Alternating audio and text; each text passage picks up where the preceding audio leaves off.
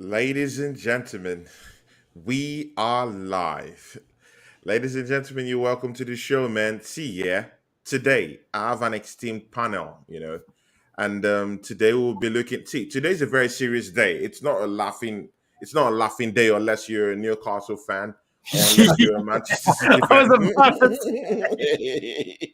It's not a laughy day, So it's really a serious day. So, but see, yeah, for today, I brought in, I brought in canisters to actually, dissect today for the BigSix Bureau.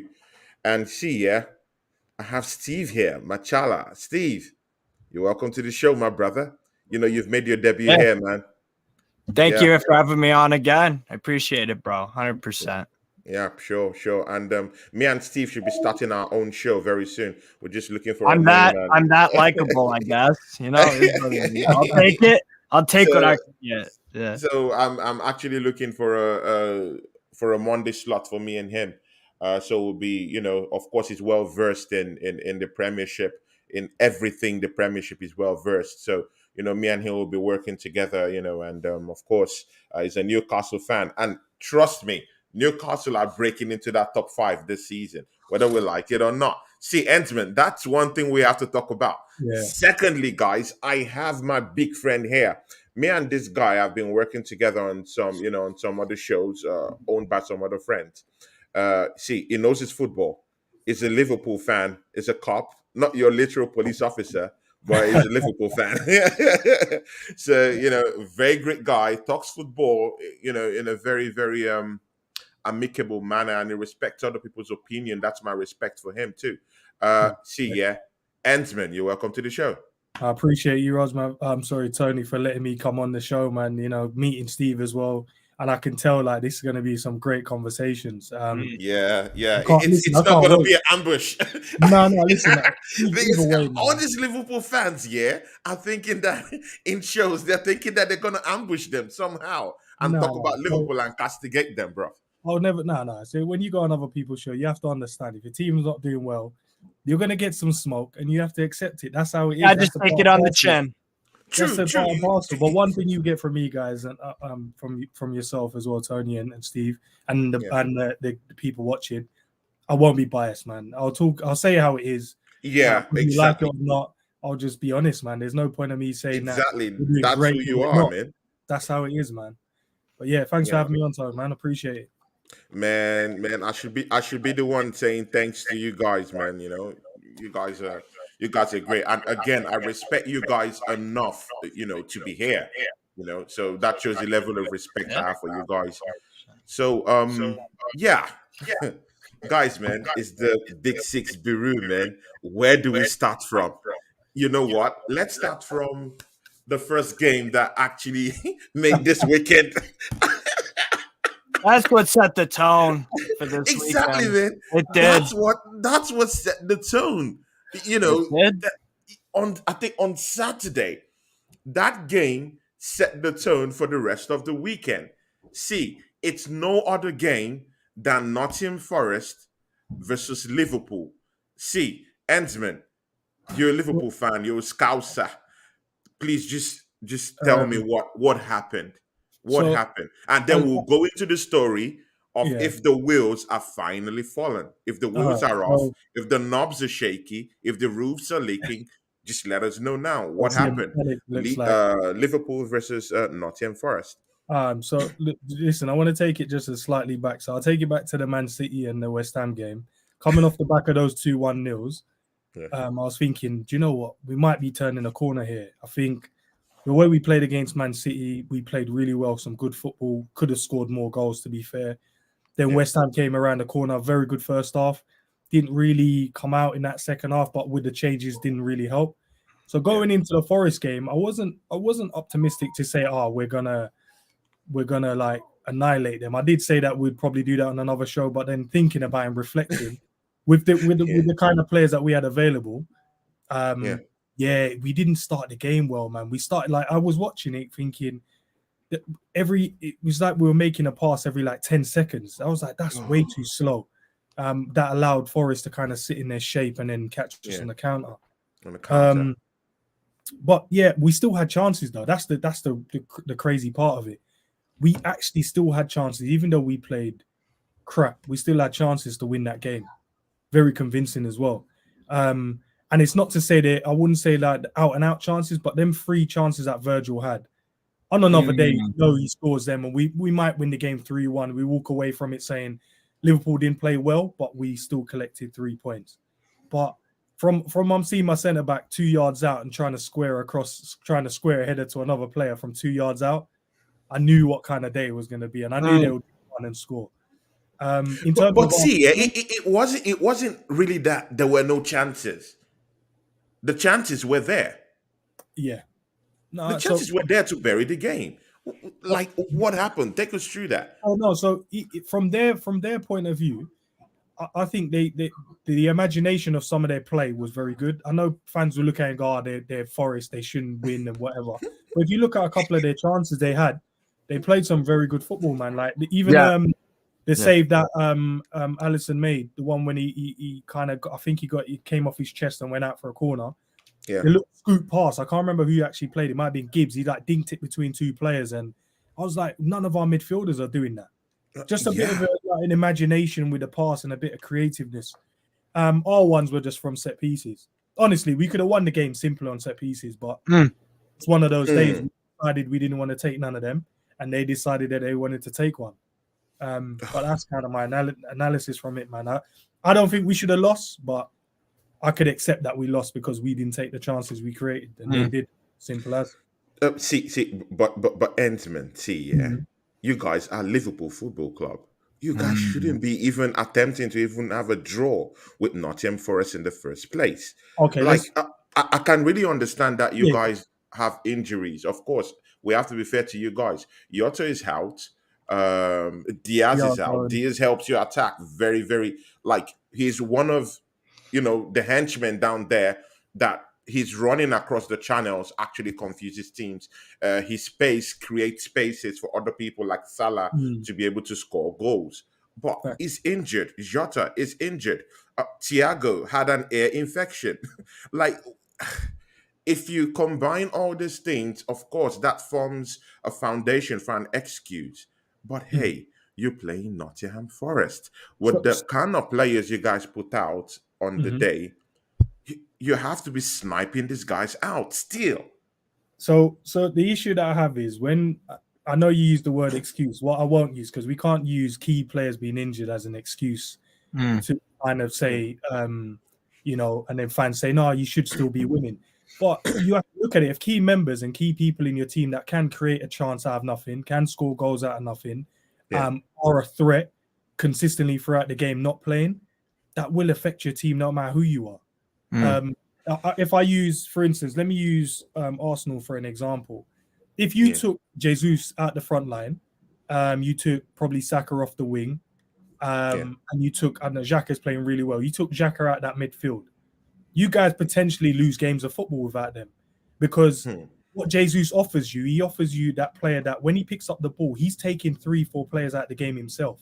And Nketiah can't do that, which was obviously the like for like. The like for like, goals, dominating midfield. So when we lose the likes of Thiago in the midfield to conduct, we didn't need him against Nottingham Forest. I'm not going to. He's irreplaceable, though. We didn't really need him, but for a player his factor and the way he creates, the way he dictates, the way he gets on the ball and gets others to play, he's a big miss. Against them, Nunes, massive miss, because he would have had them defenders. Like, they didn't really have anything in terms of no one really harassing them, bullying them, getting into them a bit. Because Firmino comes short, Salah is not going to do that. So the defenders thinking, Nunes being injured, they was like, okay, we're having a day off. Diaz on the other side, a player that's consistently running at players with skill, pace. Unpredictable, which you guys you haven't been. You've been predictable. That's facts. Sorry to cut you off. I just wanted to say that about Diaz, which I think is crucial. No, of course, we can make this interactive. Let's make it interactive. Let's talk. Yeah, he's unpredictable. But right now, you guys are playing predictable. That's the big problem. So the other issue that I have with him as well is I think not even confidence. I think the hunger. They don't have that hunger anymore. I think where we've got a team, and I think Pep said it in one of his interviews, and he said you need to kind of change the team every year to kind of get them to go again. So you have to consistently replenish, buy new players to get that hunger. So I think we've had the consistent squad for the last 5 years with no real additions apart from like the younger ones. But they're not ready just yet. But they will be. They will be. There is a future there.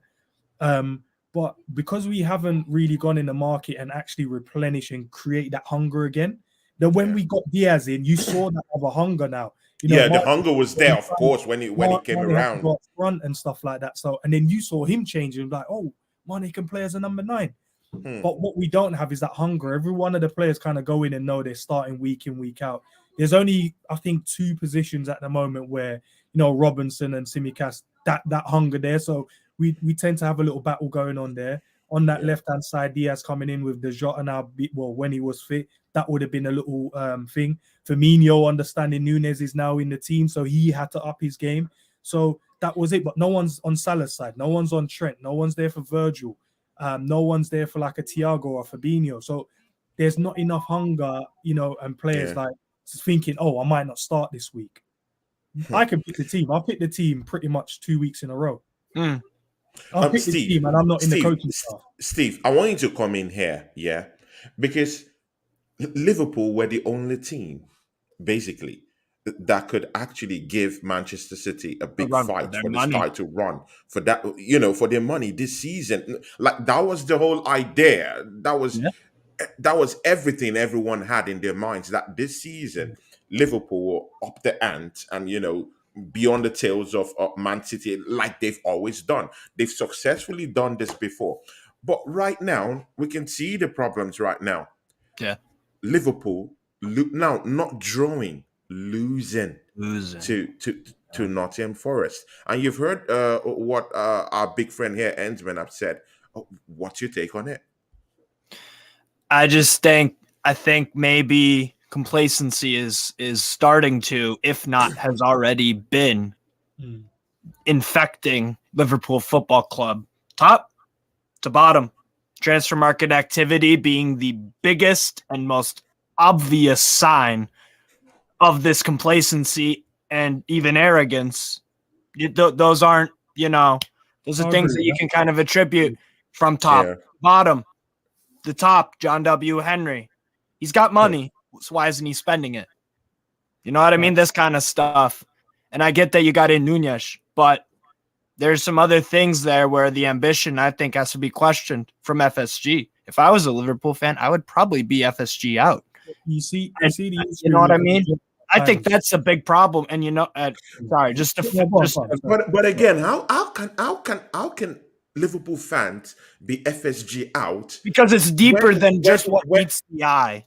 I know, but you've won the Champions League in recent years. So did Sir Alex Ferguson.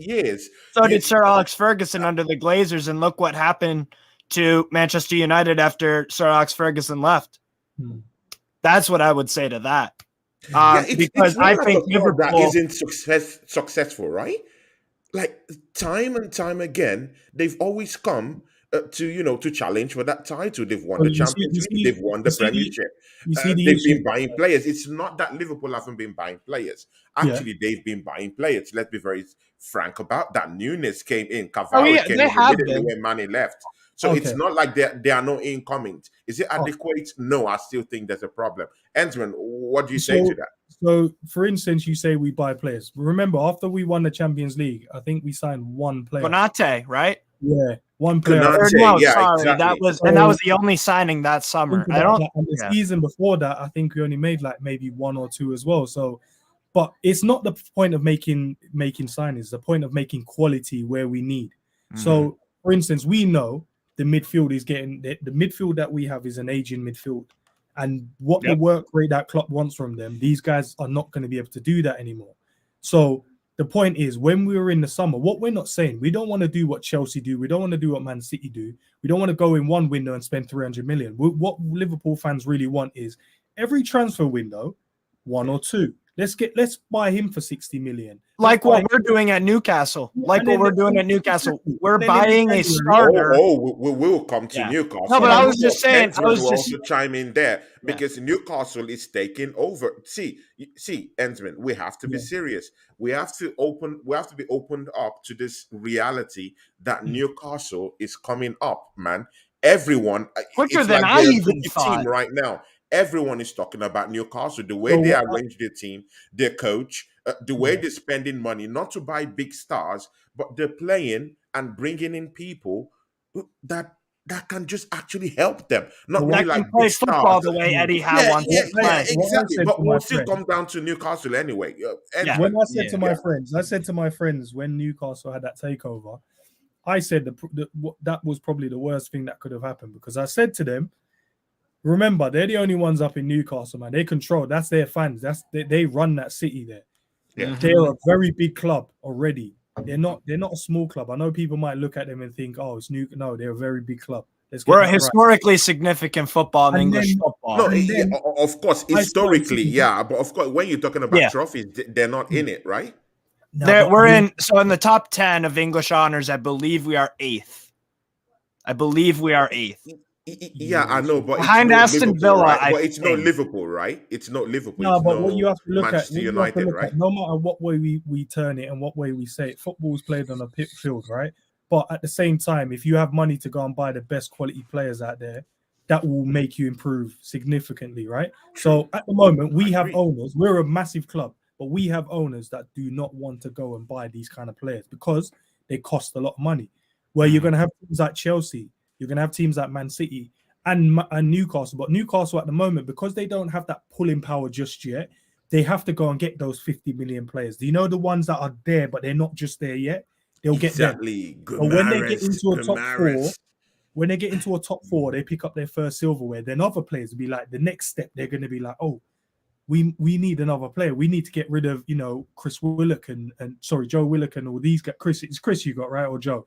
Get rid of one of them. We're going to get rid of John Joe Shelvey. We're going to get rid of Callum Wilson. We're going to go now and go and get those big boy strikers. But we re-signed Callum Wilson, by the way, to a contract. I know, but he'll do a job for us in the here and now. He'll do a job. And he did yesterday, obviously. But again, all these things, it's possible when you have unlimited wealth. See, where Newcastle's newfound wealth is coming from as an unending source. You can't 200 billion to be exact. Exactly. When you have access to unlimited money, to unlimited cash, you can compare it to people who are actually just making money via normal footballing merchandise, gate takings at the ticket centers, or your normal merch. You can compare these unending streams together. Newcastle can say, hey, you know what? Okay, see, I want an Mbappe in my team right now. They can start to dream and they can actually have Mbappe right now. In fact, Mbappe will even go to Newcastle than even come to Arsenal Football Club. Let's be frank. You know why? Because the money is there. And because our owners are solely interested, because of their gigantic, enormous wealth. We aren't interested. They are not interested in money. That they have 200 billion already. They're interested in building a winning football club. Okay, because I want to go to the root of this thing. Finish up what you wanted to say. I was just going to say, the 200 billion, it's not only the players, the infrastructure that they are planning on having at Newcastle is going to be world class to the T. Everything, facilities, women's teams. The women's team are getting paid, even though they're two divisions below the women's Super League. They're being paid like professionals. You know what I mean? So it's stuff like that in the background that no one, it's not super mainstream. But that's where Chelsea, Dan. Of course, you'll be coming in later on to talk about Chelsea later on in the show. See, but that's that was my point about the 200 billion, the infrastructure of Newcastle United, and then beyond to the city is going to. It's going to be world class to a T, like I said, because they have the money, and they want to do is win. You can't even argue with that. It's everything. It's possible. You have unlimited wealth. It's possible. But see, Endzman, Jurgen Klopp came out the other day, about 2 weeks ago, and he publicly declared in the papers that, see, Liverpool as a football club cannot compete with Manchester City. See, there's an atom of truth in that. It's true. You can't compete with these teams that have unlimited amount of money. And even Newcastle is, they're the evidence of this. They just burst into the scene in recent seasons, at least this season. It's that revolution started from the end of last season. And at least you can see they took the scalp from it since Eddie Howe's been appointed. It's been Exactly. an upward trajectory at a pace that absolutely no one saw coming. Of course, and again, I do respect Eddie Howe as a good coach, but he's not Pep Guardiola tier kind of not yet. Kind of level. I will argue that not kind of yet. thing. You remember when Man City got Mark Hughes? Helping him? Mark Hughes. When Man City first get Mark Hughes, you remember when they got him in just to kind of that stepping stone. So that Eddie stepping Howe stone. The same guy. And didn't Mark Hughes win silverware with Man City? So you think they would do away with him, right? Yeah, 100%, bro. 100%. I don't. Are you serious? Do you know why they will? Because as you were saying, it's not just it's about their branding as well. So you have to think it's not just a club, right? English manager though. They go and play. So for instance, Liverpool might not be playing well right now, right? But if Klopp goes and has a conversation with a player he wants, and Newcastle comes, he'll rather go Liverpool. Reason why? Because of the manager. 9 times out of 10, yeah, probably. Yeah, so you guys have got that pulling power as a club, but the players will be looking like, can Eddie Howe really improve me? But then if say you get a Zinedine Zidane, they'll be like, okay, they've got Zinedine and mind you, this is the kind of club that Zidane would like to take a look at. They have the money, they're growing kind of club. Or something. You know what I mean? That manager where the players go, oh, he's won this, he's won that, he's gone here, he's done that, he's improved this guy. You know, I phoned one of my because all the footballers talk. So we'll phone him and like, oh, what is he like as a manager? Let's be frank. Eddie Howe is he's a good manager. We know this, but he's not really been tested. And at the moment, he's got a lot of money to do what he's doing. He did well at Bournemouth. He's got a lot of money now, but he's not really been tested as a manager. So I don't see the longevity with him. Eddie Howe has actually been tested this season in terms of because we played at Old Trafford. They bullied Man City out of the park. Manchester City was very, very lucky to come away with a draw from St. James Park. They had a draw with Manchester United. We just beat Spurs. They just put Spurs on Spurs. Spliff, bro. On Spliff, bro. I loved every bit of it, man. It was satisfying to see Newcastle do Spurs dirty. Do a number. Do a number on on my noisy neighbors. See, Endzman, it shows these guys, man, they're the top dogs to beat right now. Here why I say he's not really been tested. Okay. If someone turns around and you say to you, okay, here's 200 million. I don't care what kind of happens with it. You can spend it how you want to spend it, and then we'll just see how it goes, and and then see what happens at the end of the season. That's not pressure. But if I come to you and say, look, I'm giving you 200 million. Listen, in the next couple of weeks, if you ain't won your games of football, you're out of your job. Eddie Howe has not been given that. He's been given that. We have to just see how it goes with him at the moment because he's what we have.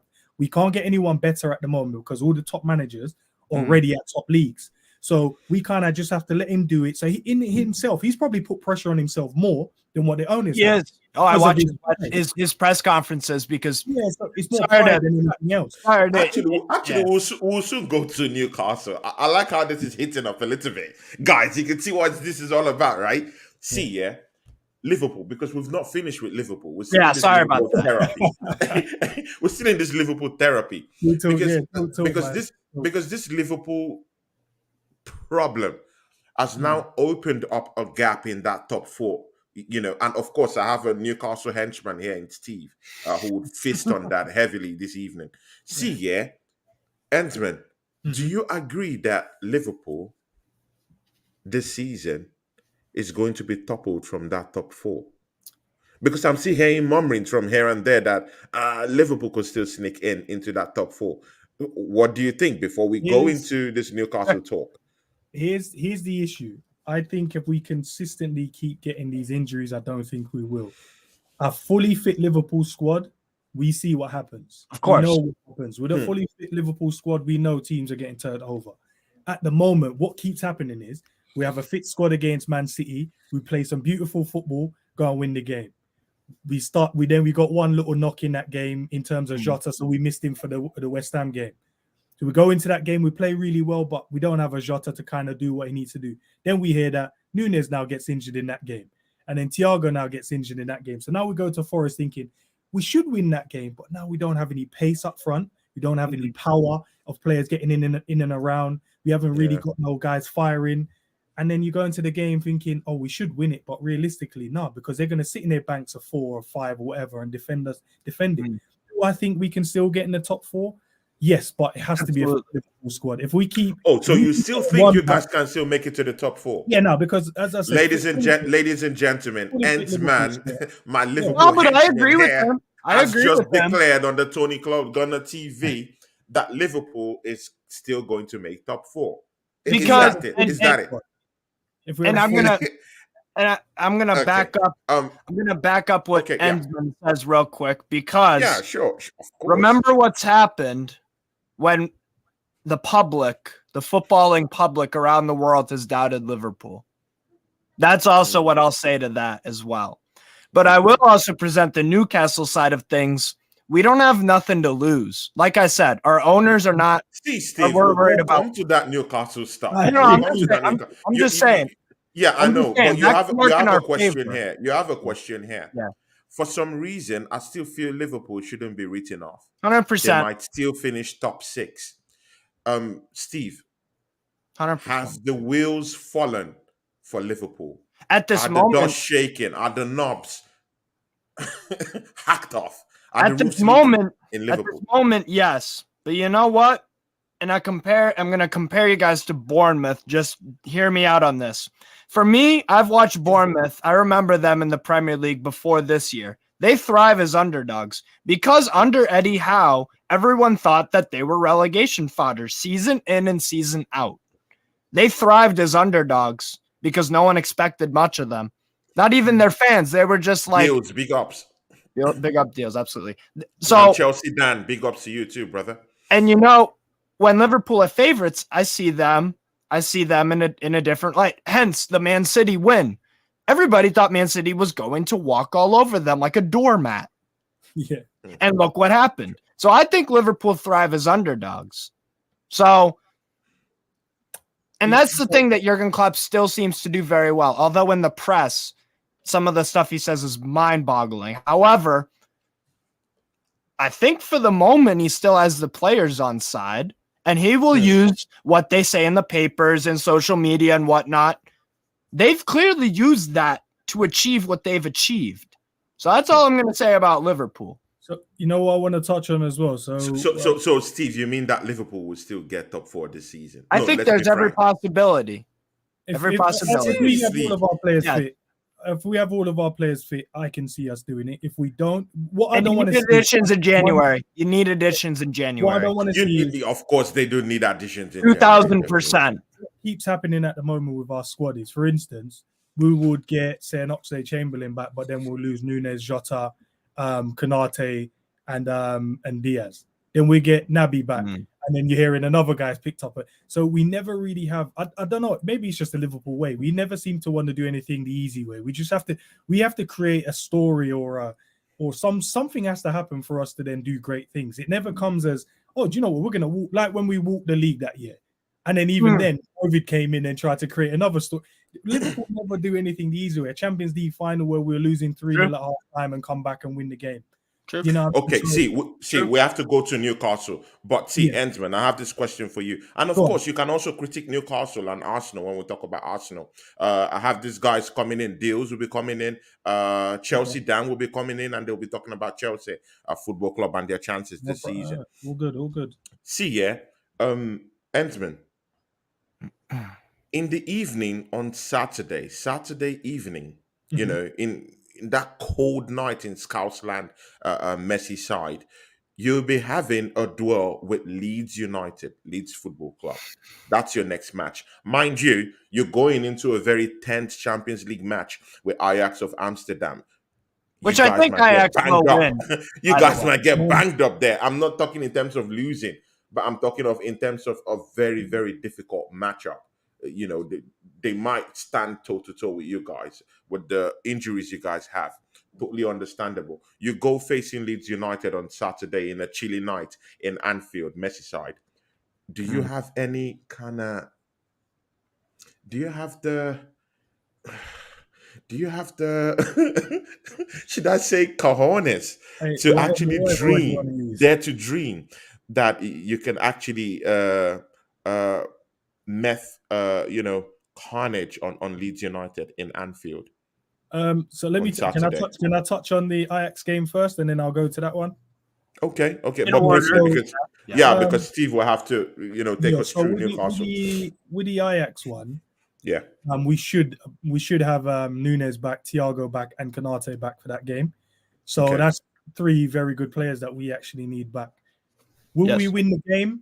It depends on the lineup. I'm not too sure what he might do, because I think if we just need a point, to be fair, and then we qualify at the group.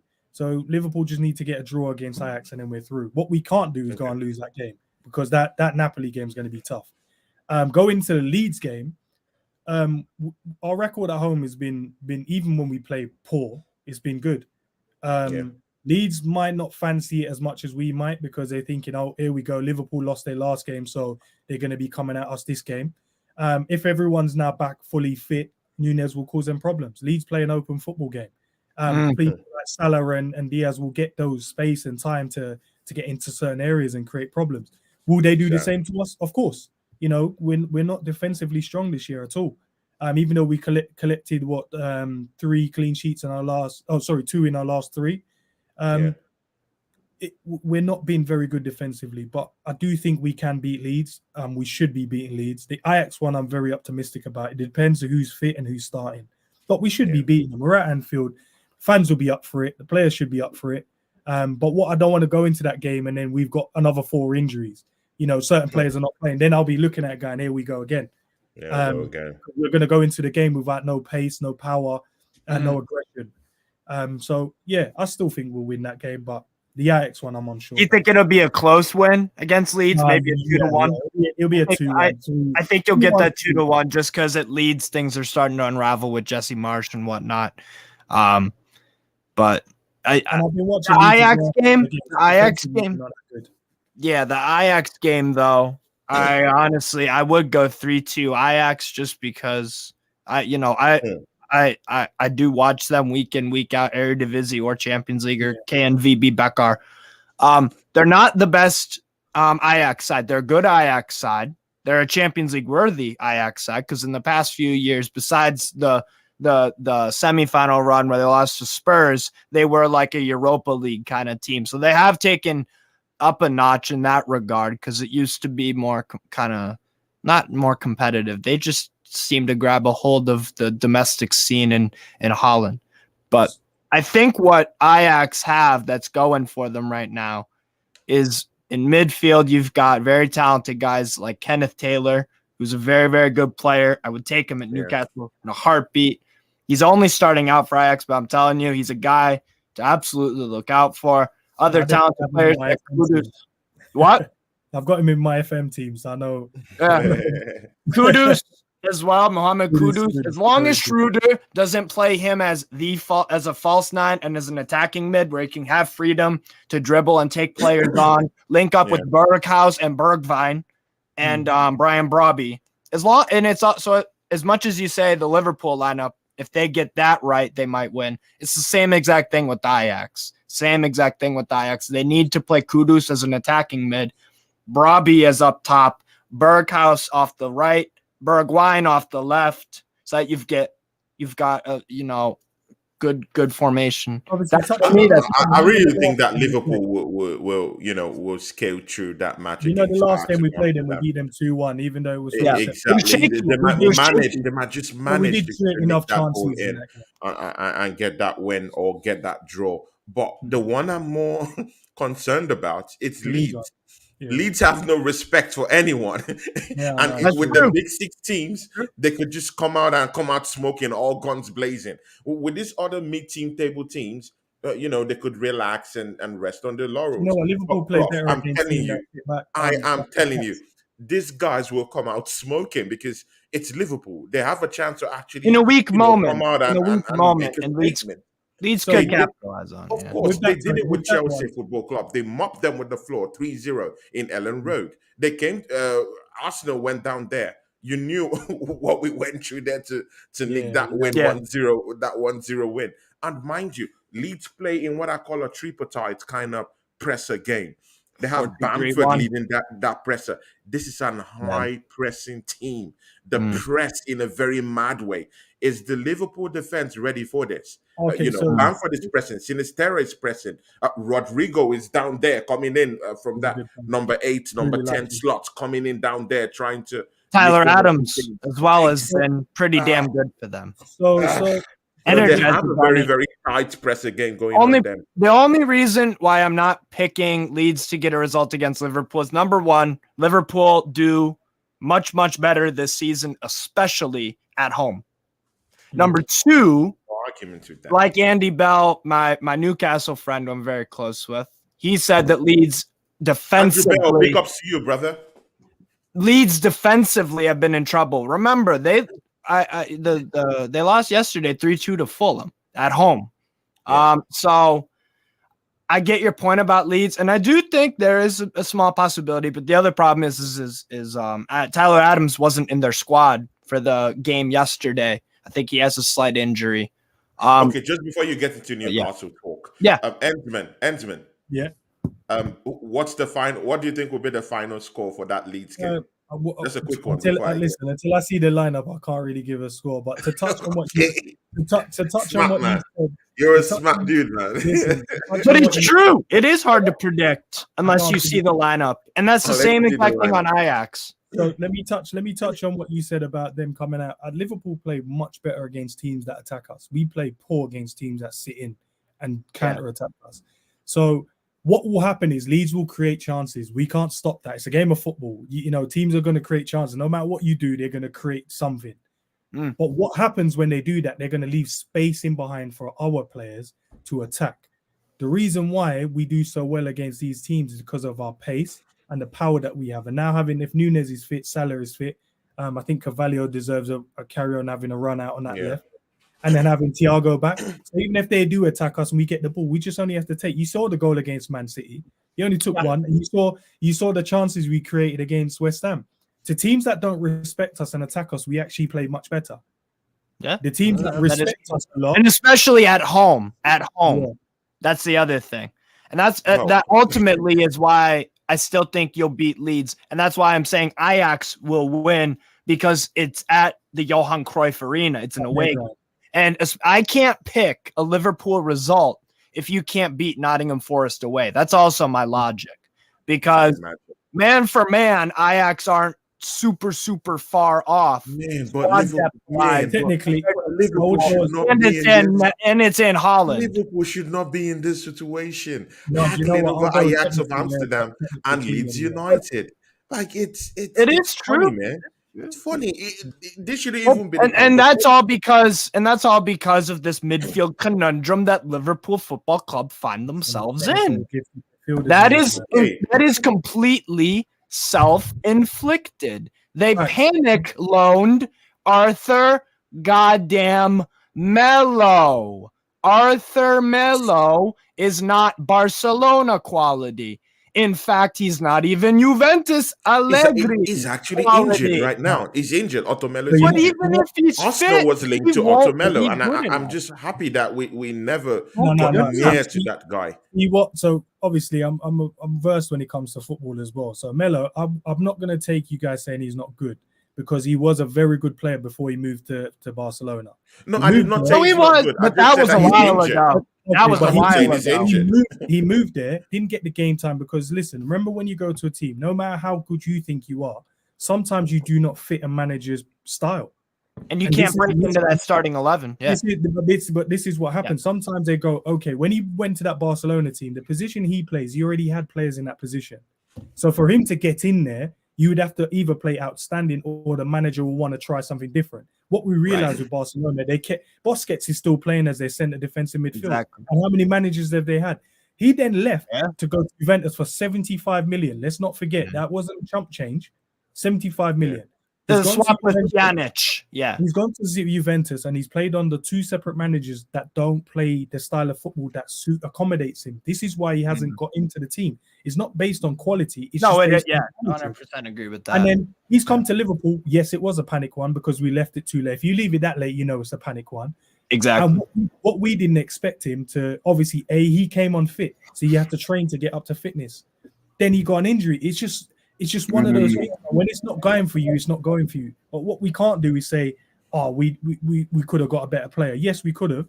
But this is what we could have got. And if he could have got himself fit without this injury, he could have been a very good player for us. The Mateus Nunes situation for me. I wanted him so badly. Exactly. And that to me was, that to me, from that point on, when Wolves signed him, that to me, I started going checking out Liverpool channels, especially This Is Football with Hussam, and he was pissed off.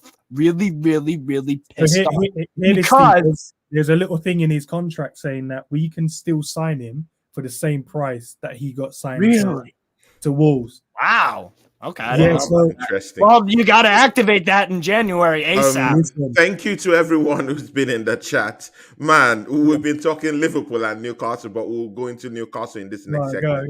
Man, it's been... Liverpool need a break. See, guys, I told you that Endzman will bring the smoke today. You know, it's clutching on all straws, you know, trying to hang on to everything, you know, but like I told him, we're not here for an ambush. We just want to talk, you know, about football here. In the chat, thank you, Andrew Bell. Thank you, Tony Gerald TV. Thank you, Amy Baba. Thank you, Craig AFC. You guys are the best. Let's see what our fans are talking about here. Tony Gerald TV, shout out to you. He says here, I don't think they are complacent. I just feel other teams are finding ways better to cope with their style. They spend quite well with the recruitment. They have Jota, Diaz, now Nunes. Okay, let's see Tony Gerrard again. It is disrespectful when rival fans label Saka a diver, most especially Chelsea fans. I mean, every football player dives every once in a while. We'll get into that. That's a big one. He also says here, the solution is not always about signings, but Liverpool have young midfielders aside the aging guys. They just need Keita to stay fit. But the problem with Naby Keita is he has not shown to be good enough for Liverpool, in my opinion. He just hasn't. No. The ability for Keita is there. He has the ability, but he cannot just seem to keep that injury record off his track. He's always injured. Jones and with a player like that, with a delicate player like Keita, he needs a run of games to actually have that match fitness. Well, he needs to stay fit and then get the run. He needs to stay and then get the run in. So if you're not getting into spaces to be able to be injury free, you can be able to have those run of games. But you know what? The match fitness that's needed to do what you have to do. But you know what separates a club like Liverpool and a Bayern München, for example. Bayern München get rid if you aren't delivering. And usually when someone leaves Bayern München, they aren't like... Basically, Bayern are very good at analyzing who to get rid of and when. Pep Guardiola, another great example. He got rid of Fernandinho. What does he do? He brings in Calvin Phillips. Calvin Phillips ain't playing much, but if Rodri gets injured, then there you go. You see what I mean? Real Madrid. But what will you say about Keita, Endzman? What will you say about Keita? My God, we need to go to Newcastle. No, it's all right. Yeah. That's fine. Do you know the craziest thing was when we changed to the system to the 4-2-3-1? I was like, if this guy was fit and we put him in the number 10, he would cause so much fucking problems. But he's not fit. He's just not fit in that number 10 position. Guys, honestly, the formation change would have suited him down to a T, knowing full well that he's got two players behind him in the picture, and then he can just float and do what he was doing before when he moved to us. But possibly, yeah. Hopefully, let's see what happens, bro. Because he's back now. He needs to get himself up to full fitness. It's And true. That's He always needs to been get to full yeah. fitness touch wood, he doesn't because get injured Keita is again. that Fingers kind of guy you just put in defensively with Fabinho, and they form a kind of like kind of tight midfield that covers up that CDM role. He can do that. He can play as a box to box midfielder. He can play as a 100%. defensive midfielder. He's that good. He can do it. He's just All a I'm very gonna unpredictable player that's just can't stay fit. That's all. So what I've seen, I saw last season, I saw some very good things from him when he first moved. That first couple of months, I was like, "Oh my days!" Yeah, What and a the player. hunger I knew was about him there. before. good. Yeah. But what And the happened hunger was was he there. kept getting injured, then he'll come back in, have good performance, then get injured. It's like he just can't get going, if that makes sense. He Yeah. plays, then he does well, then he gets injured, then he'll have a Then he really gets poor injured. game. Yeah, Then he'll get exactly. just Then he has to have match fitness all over again. So it's all scattered. it's just Andrew Bell says here, Henderson, Milner, Matip for me will need to be replaced soon. So Liverpool have ASAP. recruitment to ASAP. do and have to ASAP. do it well. Osiguna, big ups to you, man. My idol. Big up, lads. FSG as bad as the I think they're worse than the Cronkies. I actually think they're worse. Newcastle owners bought the team to just To win. It's a look what we can do more, lads. Look See, what we could do, now, lads. What did Man City do? Man Osiguna City. has taken Yeah. us to the perfect juncture where we Yeah. have to go to this Newcastle lullaby going on right now. See, and I have a henchman here, a Newcastle henchman here. Steve, take us through that Newcastle game versus Tottenham Hotspurs and just give us the gospel of Newcastle this season. Preach it, brother, preach. So the game against Spurs, I thought probably for the first 20 minutes, it was a good battle. Spurs got a lot of shots off, but they weren't from the best positions. We forced them into taking out Son. Son had a few chances where we forced him to take from the outside of the box. You're not getting inside the box. No. So then Son was like, oh, I got to shoot. And he did, and nothing happened. We struck right. We struck at the perfect moment. It was a beautiful ball from Fabian Schär, who honestly, he's my favorite player at Newcastle for the 5 years I've been a fan. He's my favorite. I love Fabian Schär. I absolutely love him. I think he's a veteran. And you know what? He's a veteran. He's had some bad performances over the years with Bruce Ball. Yeah. But you know what Eddie Howe's doing with Schär? He's enabling, and this goes for any player, certainly any player. He's enabling his strengths and cutting down and hiding essentially his weaknesses so that the other team can exploit them. Yet the team can't stop Schär, the beautiful long balls that he did. And that's what set up the goal against Hugo Lloris. You know what? You know what good teams do? They capitalize on mistakes. We targeted Hugo Lloris to make mistakes, knowing damn well he was going to make one. Of course. He has mistakes in him. He has howler after howler. And Eddie Howe knew this. Yeah, Gabriel Jesus. The goal that Gabriel Jesus scored when Romero was, at the back line down there. Yeah. And I think there was a shot that came in and he just spoofed the ball. There's a mistake in Hugo Lloris. People have to target it. It's as simple as that. And you will get a result if you successfully do that enough. Hit long balls like those balls that go barely above the halfway line. So then you give Hugo Lloris something to think about. And you know what? 9 times out of 10, he's going to make the bad choice. Or on the ball, he's going to be indecisive. And that's exactly what happened with Callum Wilson. Callum Wilson saw it. Schär saw it. They set up the play. They executed. Lloris tried to make a meal of the challenge that Wilson put on him. Fair play said the ref, and he was correct, and VAR was correct, and we converted. And from there on out, we played great football. We took the game to Tottenham Hotspur at their ground, which isn't something that many teams, for some reason, want to do. And you know what? We got what we deserved. And then the Miggy Almiron, again, exposed Clement Lenglet's indecisive and slow defending at the back. Almiron is on fire. He's on a tear. He's got 6 goals this year, I believe. And you know what? The guy and you know what? My buddy Andy Bell, before the beginning of the season, said that Almiron would be our top goal scorer. I laughed at him. I laughed. You can't I doubt. You almost can't cried. doubt it, bro. But you know what? He's right. He's bloody right so far. And you know what? That's credit to Eddie Howe. That's credit to Miggy and the whole goddamn team. Because you know what? And like I said, there's a video. I'm a part of Newcastle Fans TV, and two members of the channel, Sam and Johnny, two members of the channel, got to interview Alain Saint-Maximin, and he said, Sam asked him, "What are your goals for the season? What do the squad want to achieve?" And Alan said, "Champions League. You know, I am not focused on getting 20 goals, 20 assists. If the team loses, I don't care about myself. Obviously, I care more about my teammates." And you know what? That's coming to fruition as of right now because we're in a top 4 spot, albeit there's only 11 or 12 games played and the bottom have games in hand or whatnot. But, you know, this team is unbelievable. It's an unbelievably close.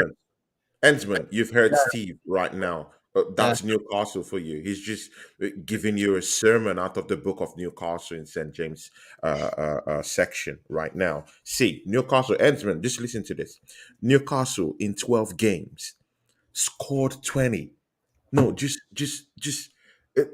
let this sink in. You know, take it. Let it sink in like caffeine in your body. Like in 12 games, 20 goals scored. Now they've only conceded 10 goals this season. The best this season alone, 10 goals. Yep. And they have 21 points and they're in top 4. Yeah. Endzman, you've heard what our guy here, Steve, said. What do you have to say? Newcastle United, top 4, BigSix, anyone you want to put them in. What's your say? I think he's on. Oh, you're on mute. Mute. Sorry. I always know that. He comes to Newcastle and you want to mute. No, I paused it because there was a bit of noise in the background. I didn't want to. Yeah. That's all right. No, listen, they're doing well. Can't knock them. But who's the only game they've lost to this season? Liverpool. Oh, Liverpool, okay, yeah. actually. No. So you know, we were very competitive in that game, albeit, but we ultimately, you are right, you did win. Yeah. That's my only little dig there. The Other Time podcast, big ups to you, my brother. You should be coming to the show on Friday. Right. The Other Time, big ups to you, my brother. Newcastle, new top 4 contenders. Wow. Endzman, why are these guys all? No, and you know what? The crazy. I'm gonna. Before I let Ends talk, I just want to add also about ASM. He said that August 20th. So from the beginning of the season. From what ASM says, from the horse's mouth on video, it looks like Newcastle, their goal is to finish top 4 this season. So, and they're doing it.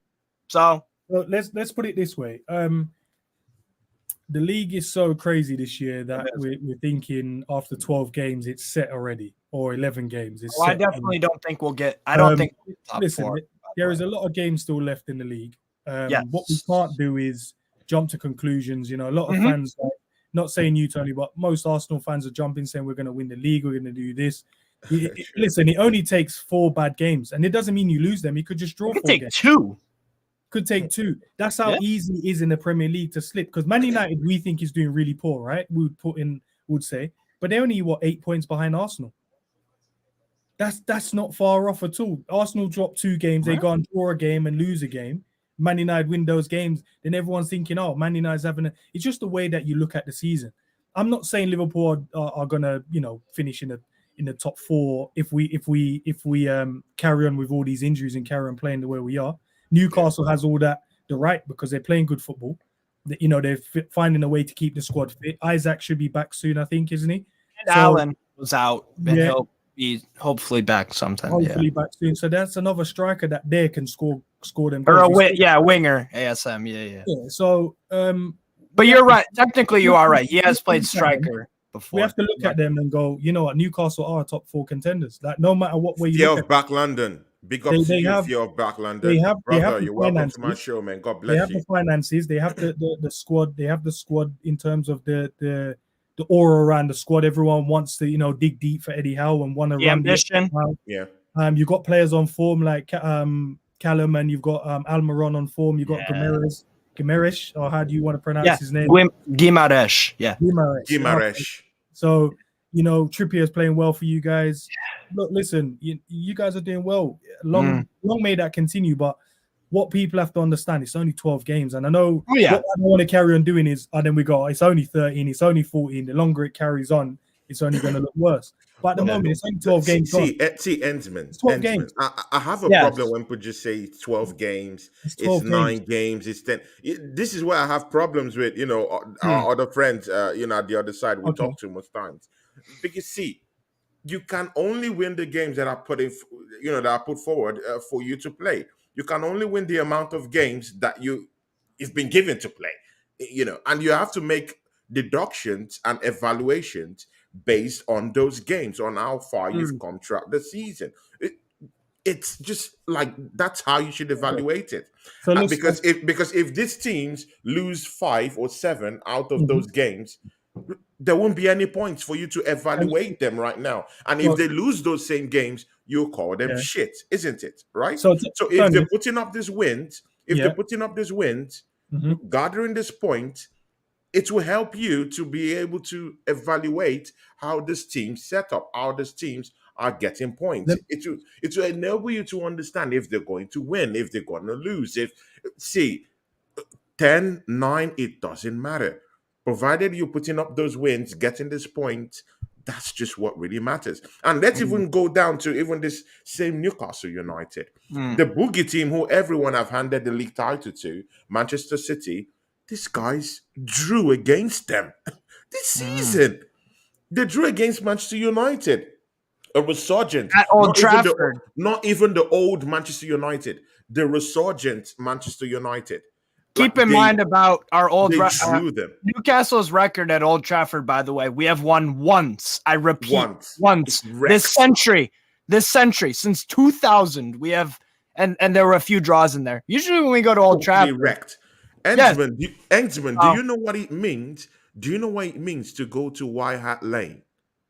No, I just want you to understand if you understand this scenario. Listen, I'm painting a picture. I lived in Tottenham for years. Oh, you lived in Endzman. No wonder Endzman. Yeah, in the trenches, bro. So with them, I don't count Tottenham as a big team anyway. So they're no one to be fair. I know, but see, you have to understand this, that it's not easy to beat Tottenham Hotspurs at home.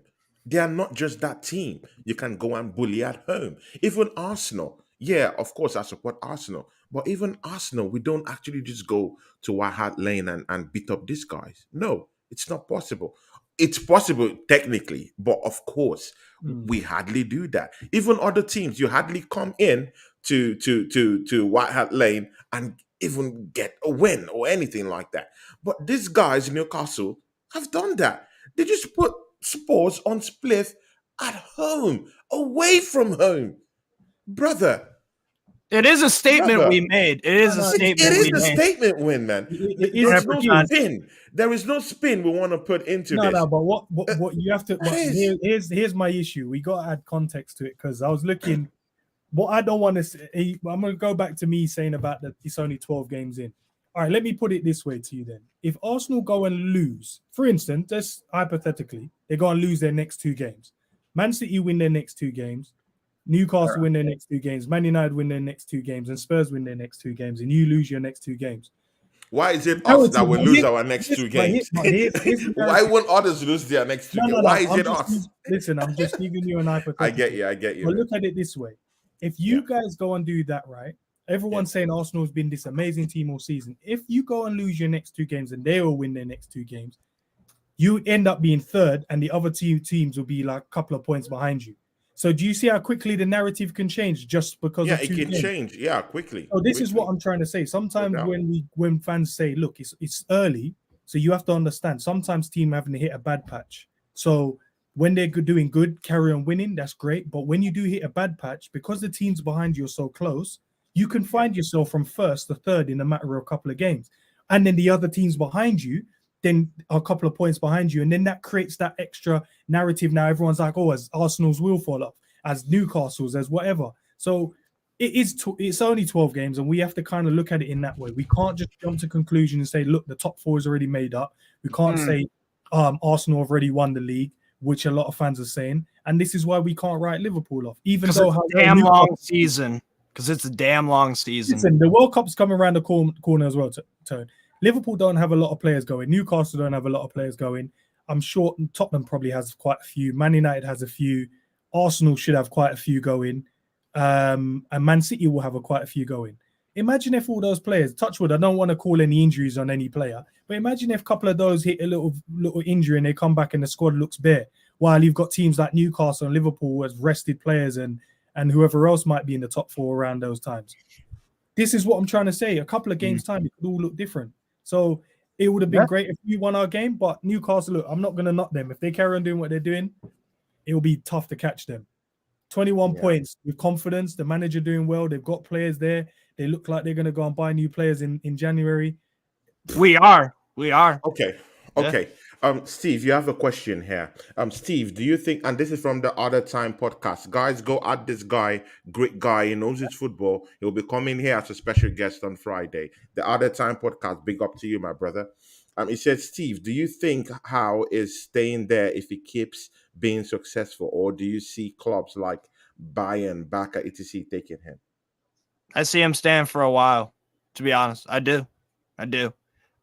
Because, and there was a comment, if you want to scroll up, it was from Andy Bell regarding the point about, I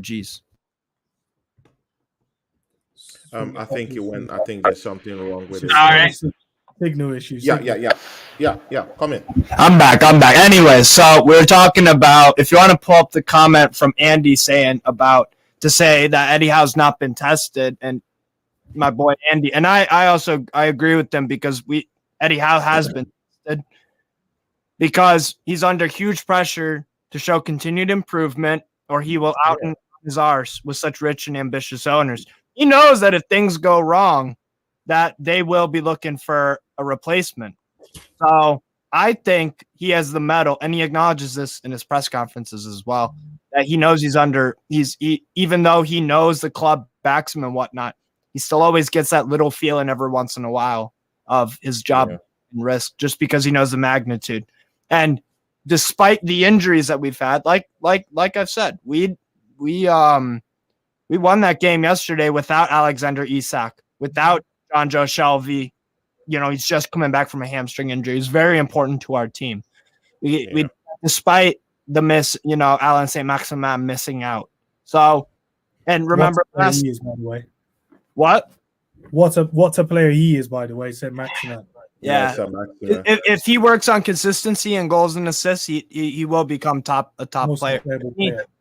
Yeah. So I'm very optimistic about him. I am a critic of his just because I know how capable he is. But anyways, the thing about Eddie Howe, I think he will stay, is because he already is in a very fortunate position. Why would you leave that? That? Sir Alex Ferguson could have gone to, and I'm not saying Eddie Howe is Sir Alex Ferguson. I'm just using an example of, well, you're at a big club, and another big club might be interested in you, but you didn't go. You stayed at Manchester United for years and years and years and years. And I'm sure Bayern, Barcelona, Real Madrid, other clubs would be interested in him, but he just said, no, I'm cool.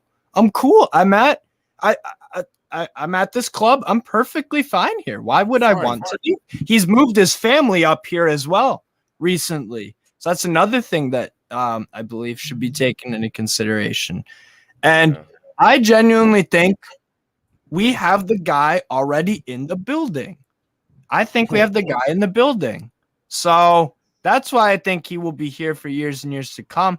And it's also because, yes, his stock isn't super high right now on the level of a Zidane, Klopp, Pep, Ancelotti, whatever. But those guys started from the bottom as well. As humans, we all start from nothing. It's about how you establish yourself in whatever profession you choose. Who was Sir Alex Ferguson before Aberdeen? Won them a European Cup and then went to Manchester United and achieved all that stuff. Arsene Wenger Same thing. He wasn't a amazing, brilliant player in his playing days. He was decent, yeah, but Jurgen Klopp, same thing. He wasn't an amazing player. He played amateur football, if I'm not mistaken. And he got the job at Mainz and did well with them, well enough to convince Borussia Dortmund to make him their manager. And then he went to Liverpool. So just because Eddie Howe's stock isn't at the level of a Zinedine Zidane / whoever you want, Ancelotti, Pep, Klopp, whatever, it doesn't mean that just because Eddie Howe's stock isn't there right now doesn't mean it could be up there in years to come. Yeah. Okay. See, you because know we what? all start from nothing. We all start from nothing. See, Sorry, Tony. Before you go, I've got to shoot because I've just obviously come back in. I've jumped on here and I've got a few things to do. But look, really much love from you please, both. I hope you're not going now, man. I hope you're not going now. Listen, I wish I could stay. It's gone past the time because I told the missus I was only coming on quickly and blah blah blah. Yeah. Thanks. No worries. Listen, I appreciate you for having something. me on. I'll be watching though. Don't worry. I'll be in the comments. Okay. But you have to come in again, bruv. I'll try my best. Listen, I'll try my have best. to come You guys in. are still on in the next half hour, so I'll try my best to come back on. But obviously, I came in, I just jumped on, and there's still a few things for me to take care of. But listen, the conversations have been great. Appreciate you for having me on, Steve. Man, Appreciate you as well, please, man. you have to come on again, bro. So we have unfinished business, bro. No, 100%, man. I was not the Forest, man. I was not the Forest. Hey,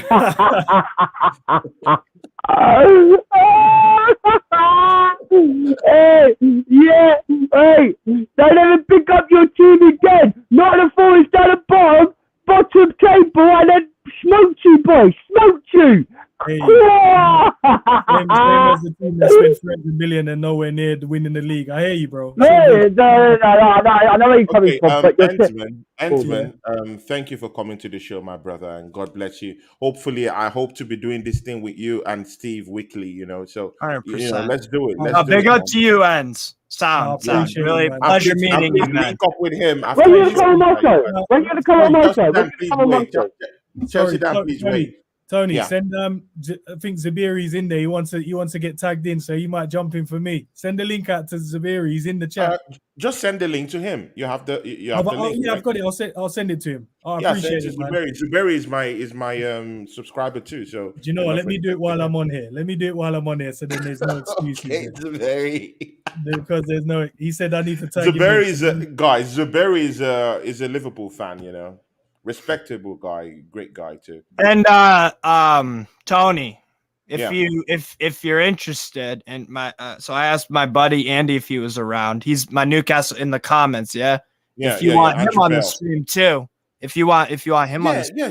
Sure, bro. See, man. So Zabiri, I've sent it to you. I've sent it to you by text, big man. Go in there, man. I'll be in the comments anyway, man. Backing you. Anyway. Endzman, thanks, bro. See, but Endzman, don't go yet. Endzman, see, we have to do this with Steve next week again. 100%. Right, let's make this a weekly digest. Just me, you, and Steve. Let's just do it, bro. I like the energy. The energy in the room. It's okay. Just get me in there. Yeah. Hopefully next week I'll be talking my chest higher when we beat Leeds. So let's see about that, bro. Man, enough respect to you, Endzman. I respect you, brother. See you guys later. Thanks, man. Yeah. See, Chelsea Dan is in the building. Chelsea Dan in the building. Chelsea goddamn Dan. Chelsea Dan. Chelsea Dan, man. See, Chelsea Dan. Can you take us through what happened in your game against Manchester United? Not really a lot to say, really. Last 15, 20 minutes. I can't stand these Man United fans saying that they actually smoked us all the way through the game because it's bullshit. Literally bullshit. Sorry my French. But contract my talk from my chair for. I hope you Man United fans can understand that because it's one thing what you've got to say, yeah? Cucurella and Ben Chilwell doesn't work as a duck together, Soon when Kovacic came on, mate, we was a different team. We should least. Zuberi, welcome to the show, Zuberi. Yeah, Zuberi, big up to you, bro. Big up, Zuberi. You'll have your say. Yeah, basically, Calabar hit the crossbar from a corner. We're lucky he didn't score that. And really, since that we was like, all right. Aubameyang got, since that game, he had over 14 touches. Raheem Sterling weren't in the game. Yeah. But as everyone knows, that everyone's saying that from the ref watch on Sky Sports, where they do this like preview with the Casemiro's goal, it was meant to be an offside from that header. But I don't care if it was offside. Liverpool just. But were you happy? Were you happy with the gameplay with Manchester United? Did you feel that you ought to beat them at home in Stamford Bridge? Well, like I say what, Tony, right? If we had like Reece James out, Fofana, Koulibaly, and all the others out there, we would have beaten them. We would have smoked them. They were saying they was going to smoke us at Stamford Bridge. They could not even beat the likes of Aspie at right back. They couldn't beat the likes of Chalobah. And you've got to understand, Chalobah, since he's been at Chelsea, hasn't lost one game. He likes that. 31 games since he's as the centre back in Chelsea. And we're still unbeaten since we've had Potter. We can't. Well, that's a factor. That's a factor. Yeah, you've gone unbeaten. We're still unbeaten. Yeah. But Man United came to you and smoked you. They smoked Liverpool. Yeah, they drew against Newcastle, but they couldn't. They thought they were going to smoke us, but they couldn't beat us at our ground. We didn't have a really good team out. We were soft. Although you're at home, you ought to be beating them actually, not the other way around. Because but even though we was at home, but like I say to you, like before, Tony, if we had like Reece James playing, but he's injured, we've had Fofana who's out injured, right? Yeah. And we had Koulibaly, now he was out injured. Could you actually see, in that last minute of the game, that Man United had scored against basically we had Koulibaly and Thiago Silva there? No, and Chalobah? No. Ben Chilwell. That's a hypothetical. That's a hypothetical. I know what you're saying. Steve, but Ben Chilwell, he literally allowed Casemiro to head that goal. He didn't go in. It was a phenomenal header, though. I mean, you do have to give credit to Casemiro. That header was unbelievable. But it was a good header. But it was a lucky goal. Kevin saved it, touched his hand, and if he quickly with his hand, right, on his path, if he looked it a bit further, if that would not hit the post, that would have probably gone over the line. But because he touched it, the mistake what he did, he lamped it across his side of his path and hit the post and rolled in. Then Kepa grabbed it, and everyone said it weren't a goal. Yeah, but it was a goal because the ball was on the inch of the line on the line, and half of the ball was actually in the goal. So yeah, we decided to be defensive after that at the last minute. Chelsea Dan, thank you very much. God bless you, my brother. We still have lots of stuff to talk about here. Zubairi, you're welcome. You're making your debut on the show. Zubairi, you're welcome, my brother. Big up, Zubairi. Nice to meet you, bro. Zubairi, the out, guys. This is the first time I've actually been on the show with Zubairi, man. I love Zubairi. I've seen you on. I've been on the show with him, with Rods, our big brother Rods. God bless you. You guys Rods. hear me good? Yeah. All right, Zubairi, you're welcome to the show, my brother. It's your debut, man. Thank you for the welcome. I didn't really want to make a debut like this, but I sense recklessness was brewing, so I'm like, I gotta get in here, put out these fires. Yeah. I was not looking forward. Yo, Dan. No, it's fine. Let me tell him about. Yo, Dan. Zubairi, tell us all about that Liverpool game against Nottingham Forest. You guys ought to be putting Nottingham Forest on toast. What happened on the day? We need to pay respects to football because I'm pretty sure we're all football fans, unless you guys are just the club fans. I mean, there's a difference between club fans and football fans. Actually. Yeah, so as a purist, surely you can understand a David and Goliath story. We've won plenty games we had no business winning. So I'll start there. We've cut down City in a lot of times when other teams ain't cutting down City. And we had no business cutting down City as a juggernaut. For you Arsenal men, I would say big props to you, man, for staying up there. But if y'all don't win the league, it's almost like the same thing I'm talking about. I agree. It's all good. It's all good and great slapping up Nottingham Forest, which they probably should be getting slapped. But bro, we're the only one really making City sweat. Look at Haaland. We're the only one that pocketed them decently so far. So we have to start Liverpool's story and talk about Nottingham Forest there. Liverpool is known to slap the top of the table and crumble at the bottom of the league. This is nothing new. This is nothing new. So you can't bring no smoke. This is Liverpool in its DNA. This is prime Liverpool. We'll slap the top team and get a 9-0 or something, 6-1 from like Stoke. This is Liverpool, bro. This is what it means. But again, Zuberi, you can really understand. You can really understand why people are kind of like surprised with the outcome of last weekend games. Anyone that's Forest surprised are rooted deep down at the bottom of the Premiership. You should be slapping those guys, isn't it? Am I speaking the truth, Chelsea, Dan, and Steve? Nah. Isn't Liverpool supposed to be slapping Nottingham Forest? Let's be yes, fair. Tony, yes, it was. Because you know what, yeah? You can't make an excuse with you Liverpool fans. When it comes to, you see Nottingham Forest, yeah, lost games after games this season, right? They haven't won a game, right? And haven't had their ability to sort their team out. The manager hasn't actually sort the team out what best players have for Nottingham Forest. They've been poor and ability. They've been such poor than any other most Premier League club this season, right? And your Van Dijk literally could score 4 goals, and he messed it up. Why would you head it the first one, the first header? Why would you head it to Firmino where he had a clear chance to actually head that to go in a goal? If that was Thiago Silva, he wouldn't have headed that to Firmino. He'll try to header it to bang it in the goal.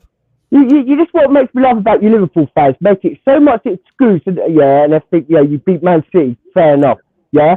But you got smoked by Nottingham Forest. Admit, you just got done over by a better side than Nottingham Forest, and you did too well. Because the thing is, that goalkeeper from Nottingham Forest went to your fans and took the right piss out of you, and everyone started laughing. And the Liverpool fans were still on that. What do you say to Chelsea, Dan? Chelsea Dan just forwarded something to you. Yeah, I don't know if he's talking to me directly or generalizing, bro. But I'm pretty sure I didn't come in here making no excuses, bro. No, he didn't. Zubair. No, I didn't say you. Yeah, I didn't say you. Chelsea was answering the question. It was answering the question about Nottingham Forest. You should be putting them on toast in the first place, bro. You can't go no football game with that energy, bro. That's what football is, bro. Let's be honest, bro. Let's be honest. If we're talking football, we can talk football. If you want to talk about Liverpool, bro, your judgment is clouded. If you've seen me on any other channel, I've never come in here with no gassed up energy, you know. Yeah, bro, I'm putting Klopp to the sword when we're going in for a quad. Think about who I am.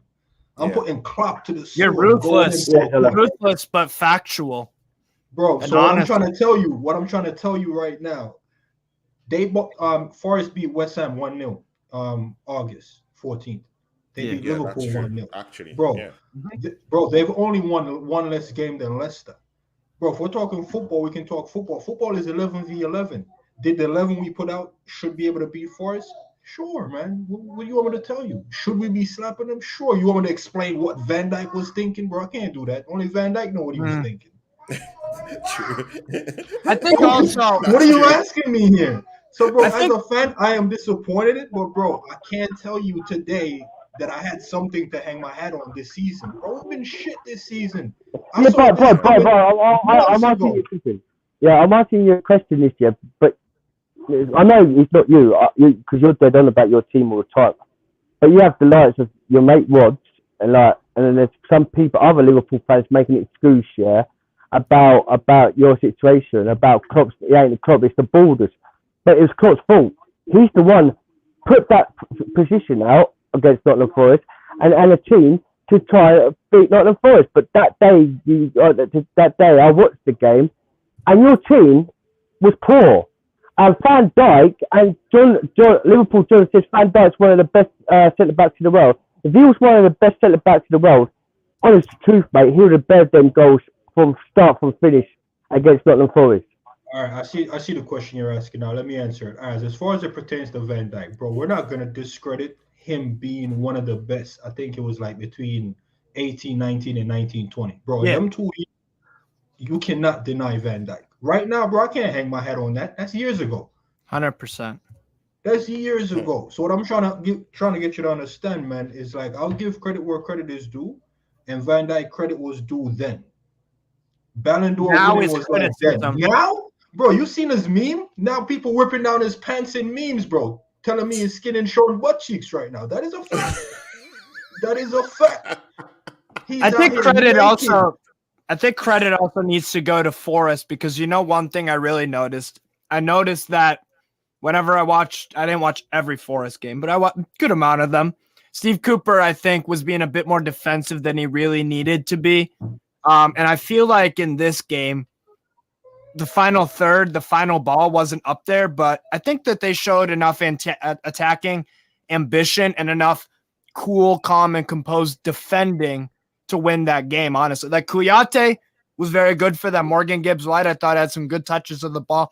Good progress. He had a good game. Taiwo Awoniyi, the Nigerian who they bought from Union Berlin in the Bundesliga. Taiwo, yeah. Taiwo, yeah. He was right place, right time. That's what you want your strikers to do. It was a tap in, but yeah. All respect, Steve. I know it's my first time coming on, so I'm gonna try to watch the energy but fuck Forrest, bro. Bro, Forrest is you know when a team is dead or a man is dead and they had one last strength, bro. They use that one last strength to just bust our lungs, man. They should have been 2-0 up. They should have been 2-0 up. Yeah, understood that little cockney. Unplug your earbuds. Yeah. But see, these are the games. If Liverpool wants to get back to that top four or even challenging, because in some other ends, I've heard that they still feel that they can still challenge for the title. I've heard it from some other friends, Liverpool friends, that they're still in this, And of course, when you're that team that has always been, on the tails of Manchester City, challenging them year after year, even if you're having a momentary kind of like lapse right now, you still have that feeling like, no, we're still champions. We're still gonna do this. I understand that. That's fair camaraderie, but Zuberi, with the injuries up there with Liverpool right now, Thiago ear infection. Diaz banged up after the Arsenal game on crutches. This other guy is out. I think is Keita should still be out, right? Bro, I don't even know who Keita is, but yeah, Jota is out. Jota is out, totally out of the picture for the whole year. Zuberi, can you guys cut it for top four or challenge at all this season? I'm gonna tell you right now, if that man bring me in the building, bro, you'll see a whole different Liverpool. I don't know what's going on over there. I don't. There's something that needs to be tweaked, and I'm gonna say between getting players ready and trusting the right player in the right moments. Trusting Jones for 90 minutes against Forest, you would think that's the right moment, but that was not the right moment. So it's little decisions like that. Put it like this: you see what Van Dijk did, bro. We all know Van Dijk puts headers in. But it wasn't his intention to put any of those in, really, besides the one I think got tipped over. Bro, it's the same thing for Klopp. I'm not here discrediting Klopp for nothing he's done so far, but let's be honest, some of his decision has been shocking. That's been shocking this season, right? So it comes down to those little decisions. And I'm telling you, to get beaten by a man that look like he burns 10 spliff a day, I think his name is Steve Cooper, his eyes can't open. And I don't know what kind of game he's seen. He's seen it in another dimension, blood. They were up for this game, bro, and we weren't. So I don't know, man. It's an interesting one, man. And I'm gonna be fair, like I said, bro. Of all the top 6 teams, the only team that can slap up the champions or the guy in first place or in about first place and lose to the bottom table, out of the top 6 teams, bro, that's Liverpool. That's our identity, bro. Fact. We're back to being Liverpool. And as to you, Chelsea, man, what I'm saying to you is, the fans that you're talking about are the fans that's A, stuck in the Klopp era, or the fans that's B, joined in the Klopp era. Bro, everyone before Klopp is looking at this like, yo, shit, same old, same. I see what you're saying, mate. Yeah, it was nice for the 5 years that Klopp was doing some successful things, but bro, it's the same old identity, bro. I've never seen another top team do this. I've never seen City slap us up and then lose to the bottom of the table. It's unheard of. Yeah, but listen, okay, Zuberi, please, because I would like you to catch up on what is going on here. We're talking about Newcastle, and of course, our henchman here for Newcastle is Steve. We're talking about Newcastle United and what Liverpool, because everything. Why I'm bringing Liverpool into this conversation is that everything circles around you guys for now. Because see, that top 4 spot has been lost right now, at least on the table right now. That's what I'm saying. That's why I'm bringing Liverpool into this picture. And Liverpool is the team that's out right now. And we're talking about Newcastle, what they've been doing. They've been able to get draws against the top dogs and at the top of the table. So it's not just only you that have gotten points from Manchester City this season. Newcastle have done a good job in St. James Park, getting a point out of Manchester City. They showed it against Manchester United. They drew with them. And just yesterday, they went into the heart of White Hart Lane and smacked my noisy neighbors off the yard yesterday, beating them 2-1. Almiron, Wilson, doing the thing yesterday. And right now, Zuberi, look at the consequence of that. Top 4, Newcastle United. What do you have to say? Newcastle's lucky though, Tony. That first goal, that should have been a foul. Literally no, it shouldn't have. I mean, but you know what? I ain't even. Dan, I know you love Chelsea. Dan, we'll come to that. We'll come to that argument. Dan, I know you love a hypothetical, but yesterday, no, you did well. You did well. No, you did. But that goal from Wilson, it should have been a disallowed goal. It's like Eden Haaland. We'll come into the specifics of that, Chelsea. It was a free Chelsea, Dan, we'll come into the specifics of that. Zuberi, please, could you answer the question that was just asked to you? So let me be honest with you. This is my stance on it as a Liverpool fan. Okay. City did their thing, very dominant. And the first team to identify what was needed in the league was us. We're like, nah, we got to build our team to kill these men. And that's what you've got from us, 4 or 5 years now. Yeah. What I think Arteta looked at us and said was, shit, we can't really do nothing about City, Well, you know what? If we aim for Liverpool, we might be in and around City because they're in and around City. I think Liverpool is built to beat City. Current Arsenal is built to beat Liverpool. Newcastle is doing something. I'm going to have to judge them next season. But, bro, we can say it's because they owners come in, they spending money. It's not about spending money. It's about making the right decision. Because, mind you, they didn't come in and start busting out the big bucks, So they're making the right decision. But what I will say with that... But your coach has come out this season to say that, hey, we cannot compete with these guys with unlimited amount of wealth. Klopp said it this season. So you cannot eliminate that factor of wealth coming into football at all. Smoke screen, Tony. Let me finish up with saying 100%. Let me finish up with saying this. This is the same manager that says, the players we wanted already went to other clubs. This is at the end of the window. Bro, if you wanted him, you would have gotten him. That's smoke screen, bro. That is smoke screen. Klopp loyalty. I saw this during the quad and before the quad. I'm not Klopp out, but I've been calling out Klopp and men will say, yo, I'm on crack. Now everybody's like, bro, Zabiri's right, bro. So what I'm trying to tell you, man, is it's football. We're talking football at the end of the day. We're not talking money, bro. Leicester had no business winning the league that season, How much money they spent that season? So let's be realistic. It's 11 v 11, bro. It's I play football all the way up to D4, D3 league, bro. In America, bro, football is 11 v 11. So what I'm trying to tell you, man, is Arteta has made some great decisions from freezing out Ozil, kicking out Aubameyang, bro. That's the type of decisions you have to make that benefits your club. Newcastle came in, bro. They could have dropped peas out the gate, but they didn't. And we have to be fair. The big purchases of Botman, Isak, and Guimaraes. But Botman's not a lot of money, though, man. Bro, that's what I'm trying to say. Isak costs about £70 million. That's big money, With that but that's a rip-off. But Zuberi is correct. But what I'm trying to say is not about... Zuberi is correct, though. We make good. No, he's correct. I totally get what he's saying. It's true. It's facts. Y'all have enough money to go get Mbappe. Let's be real. And y'all might get Mbappe. I think Mbappe probably come to y'all with his diva ass. Possibly. What I'm trying to Probably say about- to you Probably is, about in his at this 36 or point. 37 when he's at retirement. what I'm trying to say is, you guys didn't go out and just bought anyone. Yeah, you didn't just go for the names. You just didn't go to win the transfer market. People Yeah. outspend you in those markets. Come on, let's be True, honest. true. Yeah. So the point I'm trying to say Fact. is, what I'm trying to Fact. say right now, you guys are reaping from some good decision, and Liverpool is suffering from a bunch of bad decision on and off the True. field. So True, what I'm trying true. to tell you, man, over there that's smiling and on the top of the panel, which y'all should be, rightly so. But Yeah. what I'm trying to say is, two bad decisions, bro. Endzman was trying to tell y'all, 2 bad games, 2 bad decision, bro. You're back in the mud. You're back in the mud.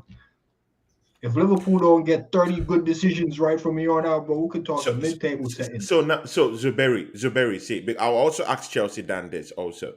So do you guys respect Newcastle United as a top 4 challenger this Or season? maybe not respect, but take them seriously. Yeah. Respect. Take seriously anyone. Zuberi, Oh, what's your answer to that? Tony, I'm going to say to you now, yeah. I'm going to say to you. Okay, let's go with Chelsea Dan first. I'm gonna be like Deji Spurs. As you know, Deji Spurs, psycho, meddling, 50, naive, deluded guy, reckons going to win the Champions League and the Premier League. This guy, Gunnar King, at the bottom here, right? Tottenham get banned everywhere you go. Newcastle does the same. They do a good season in 10 games and they flop.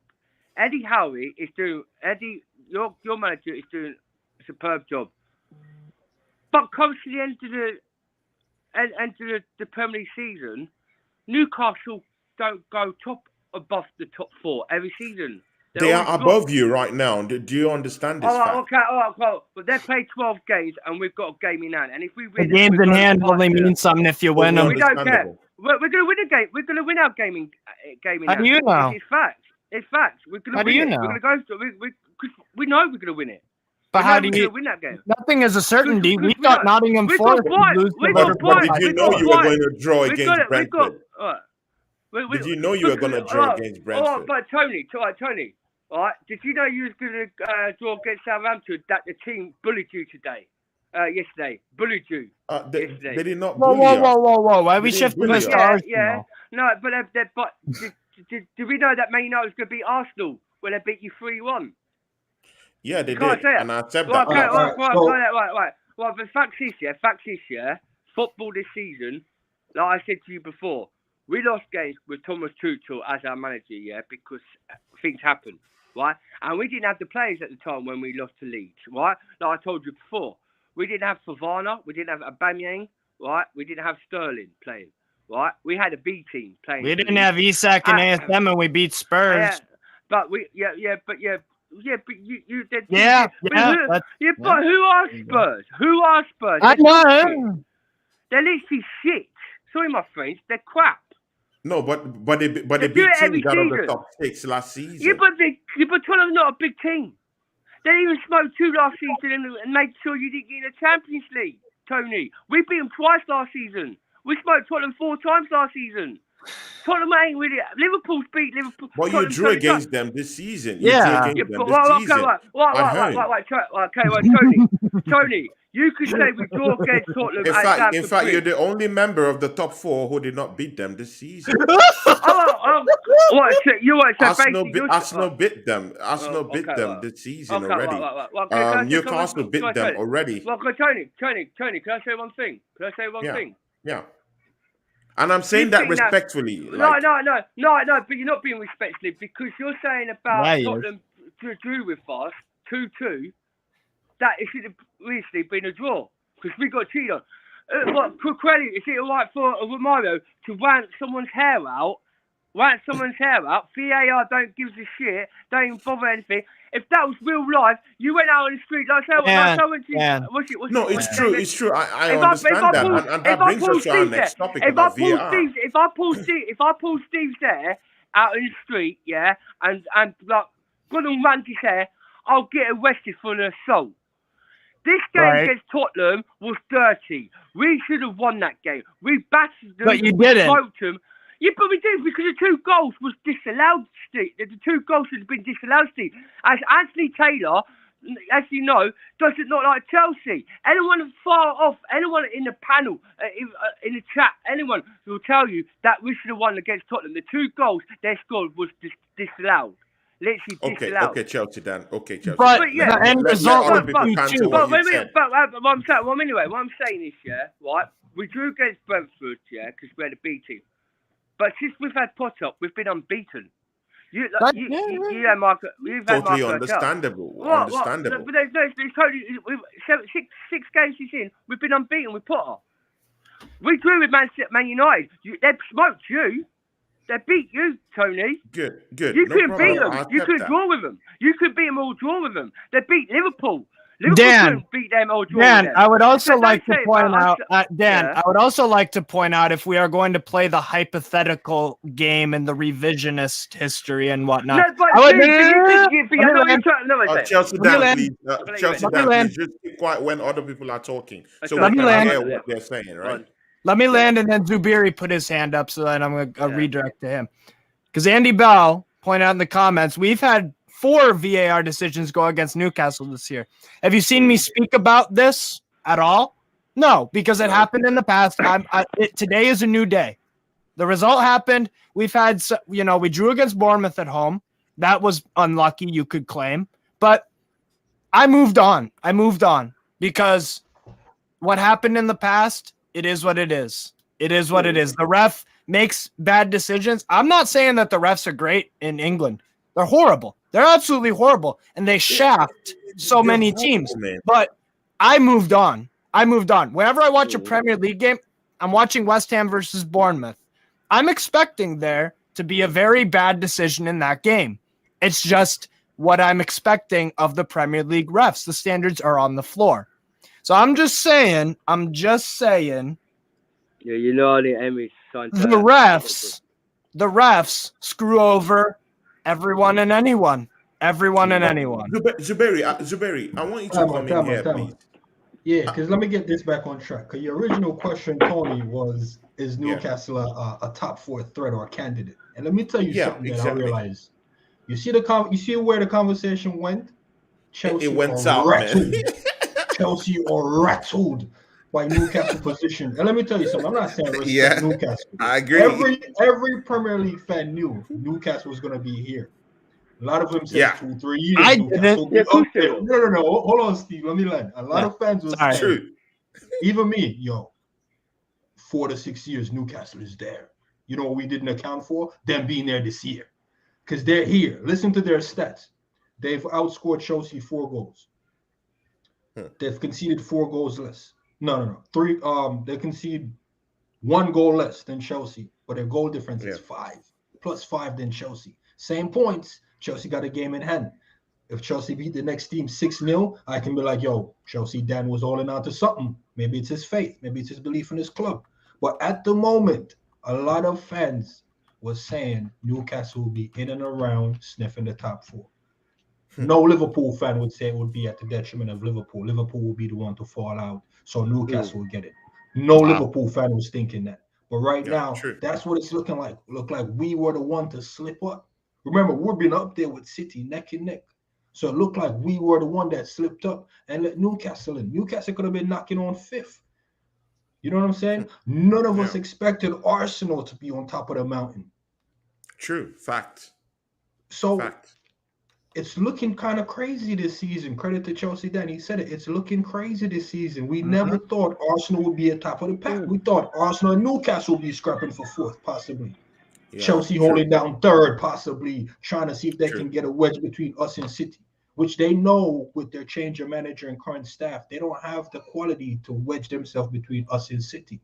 But because we fell off, Arsenal took their chances and at the top, bro, Newcastle, I'm going to have to say in this moment today, not for tomorrow, but today, Newcastle look like they want some of that Champions League money. Look like they want some of that Champions League action. Exactly. And they it looks like they're saying, let's get Champions League to really break the bank. we're not breaking the bank till we get Champions League. And Eddie Howe is saying challenge accepted, big man.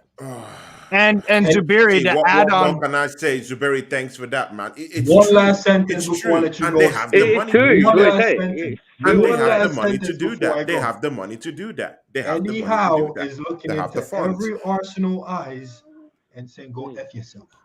Y'all never Yep. brought me in.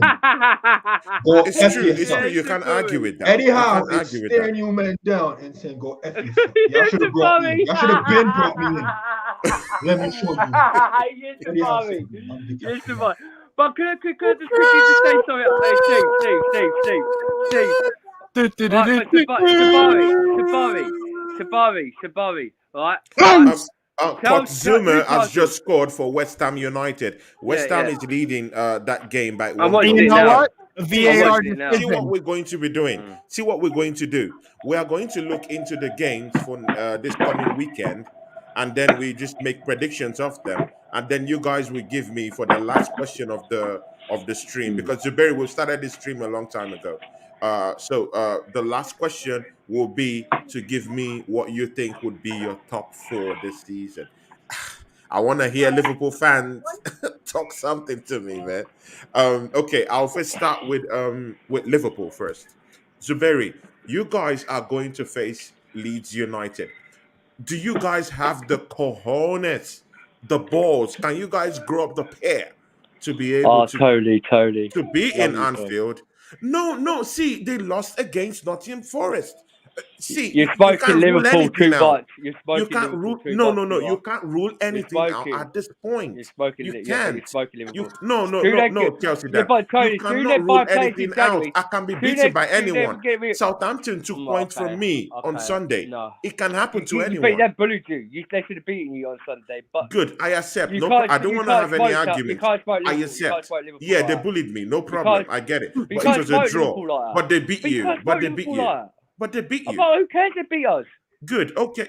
But Okay, good. It's okay. Who's in the Champions League? I- Who's in I'll- the Champions League? I'll You're come- not.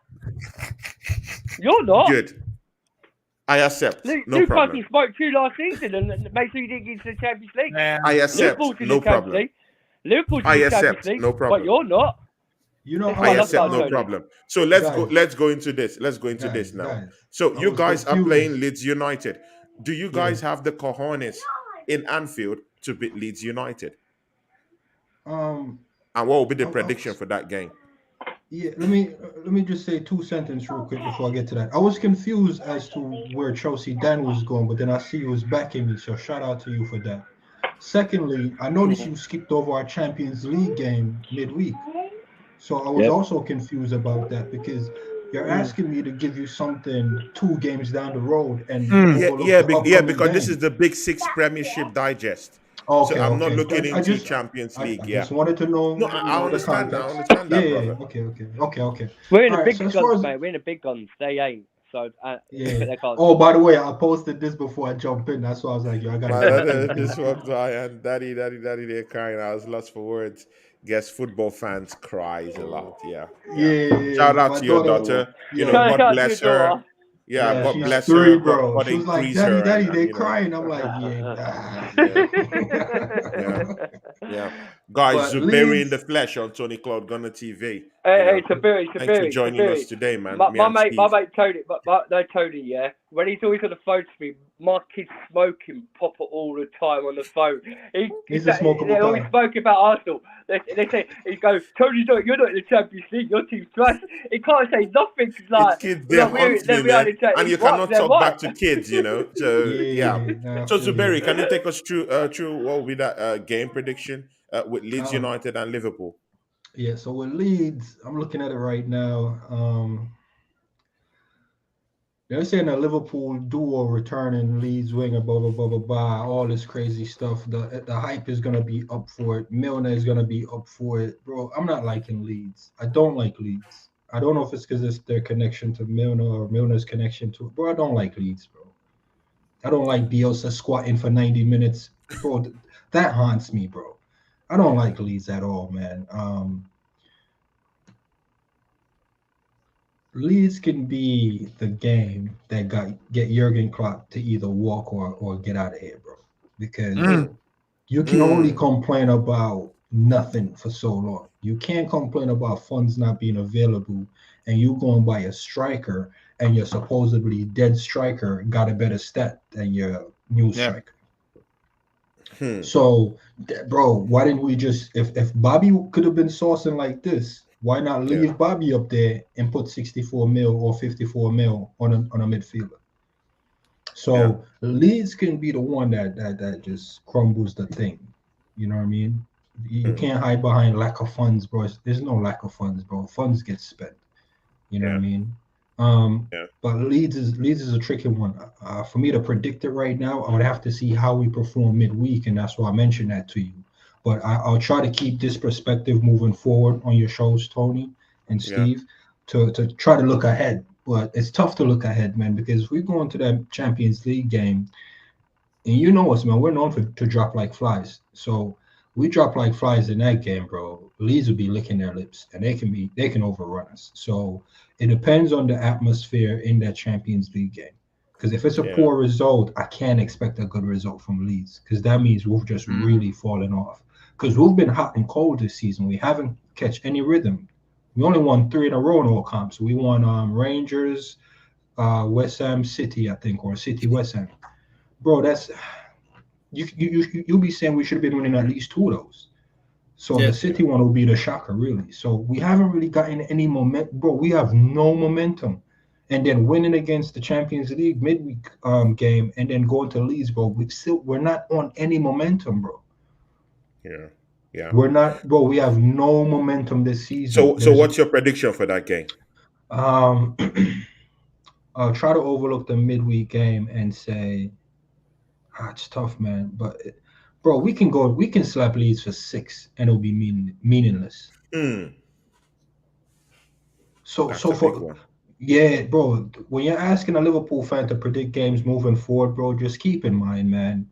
You're asking a man that got kicked in the nuts what it feels like to be kicked in the nuts, bro. You know what it's like to be kicked in the nuts, bro. Don't ask me no stupid question, man. It's painful, bro. Bro, leave me alone, man. No, painful, bro. It's cold out here in the streets, you know. Listen, I'm doing all Liverpool fans a favor. Tony, I know you Liverpool, Tony. I know you got love for us.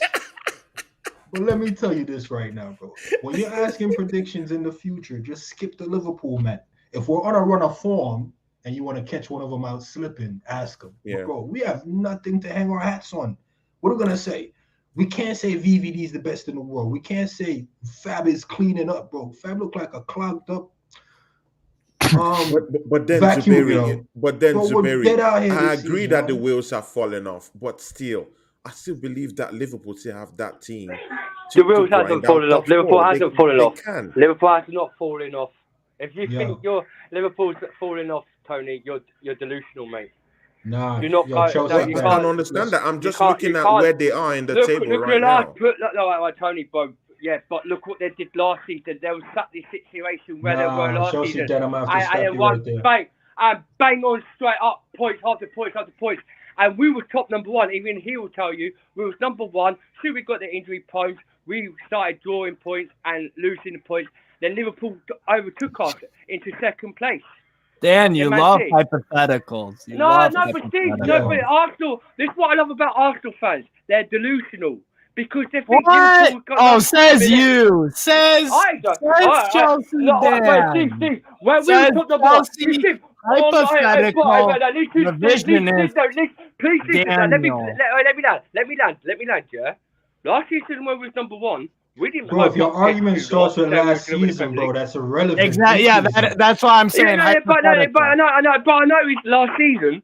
But this season, we're talking about this season. We're talking about this season. We're talking about this season, Chelsea. I know what you're trying, and you're not letting me land. Steve's butting in, like always, right? Because he's a Newcastle fan. But you're not letting me land what I'm trying to say. When I was talking about last season, but this season, you cannot let... It's football knowledge. I said to you, this season is crazy. Everyone's losing points. You just lost points against Southampton, and you just bottled it. You scuffed yourself against Southampton.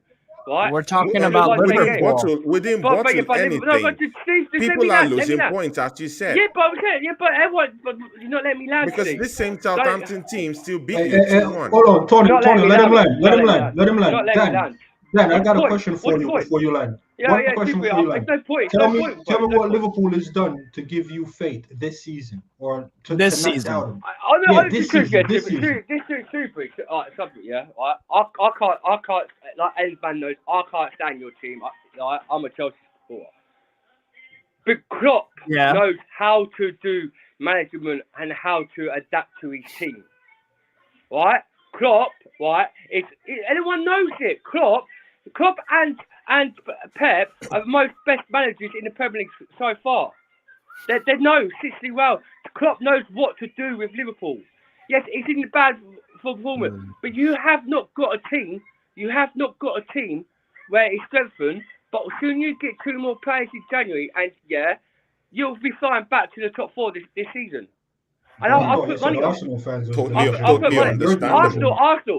Arsenal, could not smoke Liverpool. Because Liverpool's done more history than Arsenal's ever have in Wait, the but moment. history isn't a player on the They beat field. us. But They beat us, bro. But I know they beat you by a lot because the penny, like you say, the penny should have been a penny, but it wasn't. But History isn't a player on the field. Yeah, but they beat it.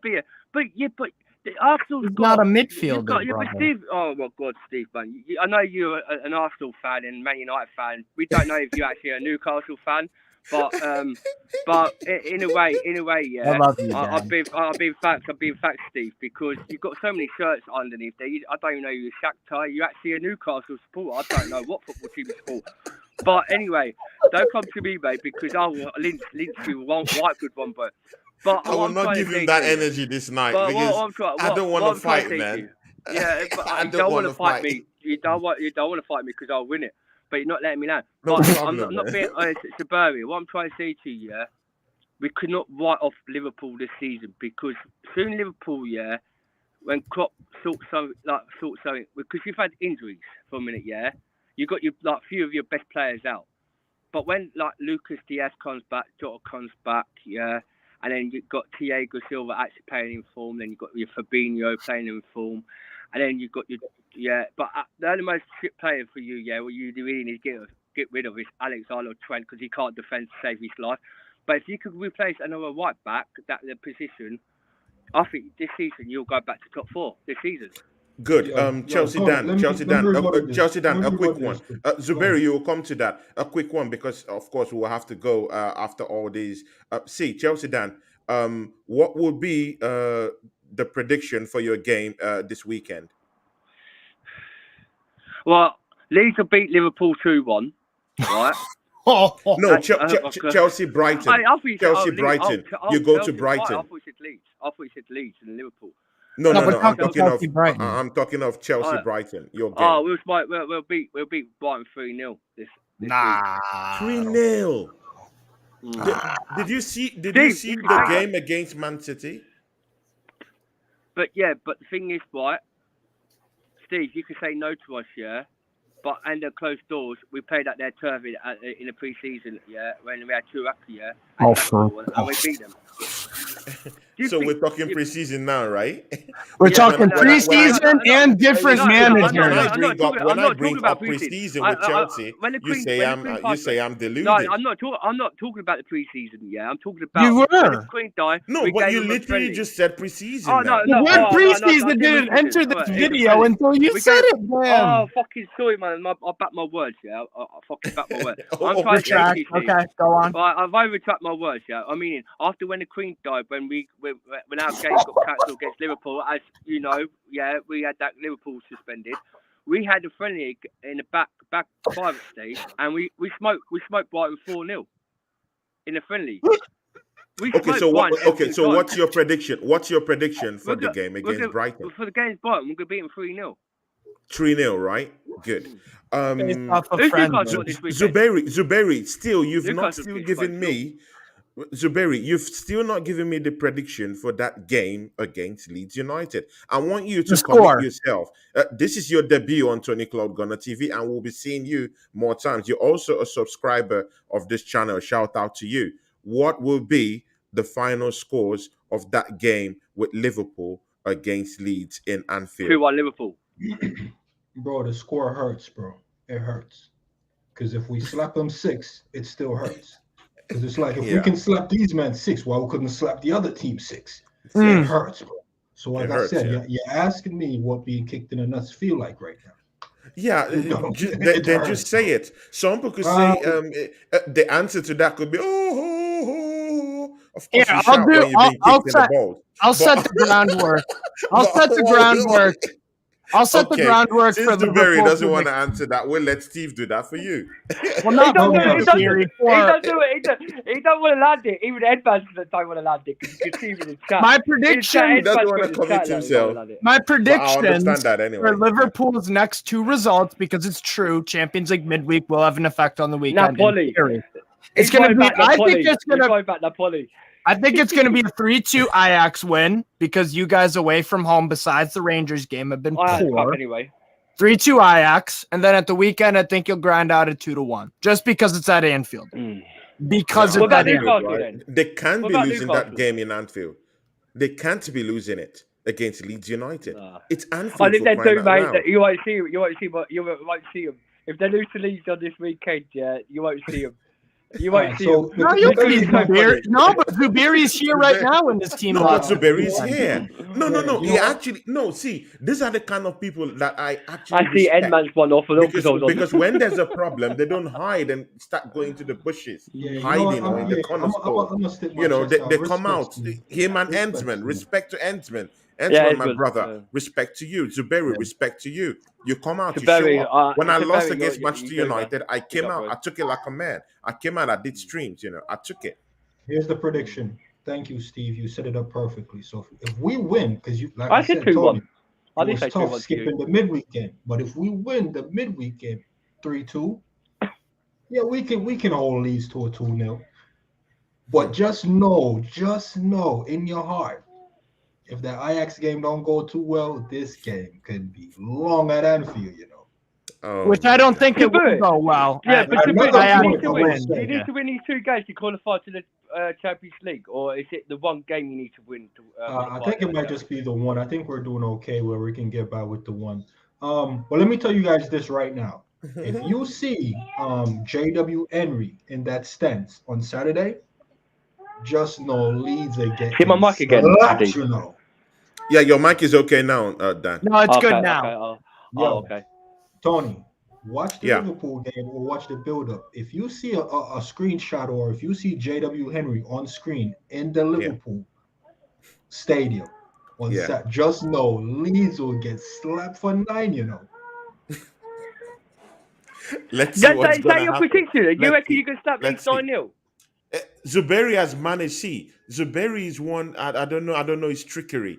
He has managed to kind of like fizzle his way out of that prediction game right now. Yeah, I know. He is giving us different scores, but slickily. So I don't know, man. At this point, no, come on.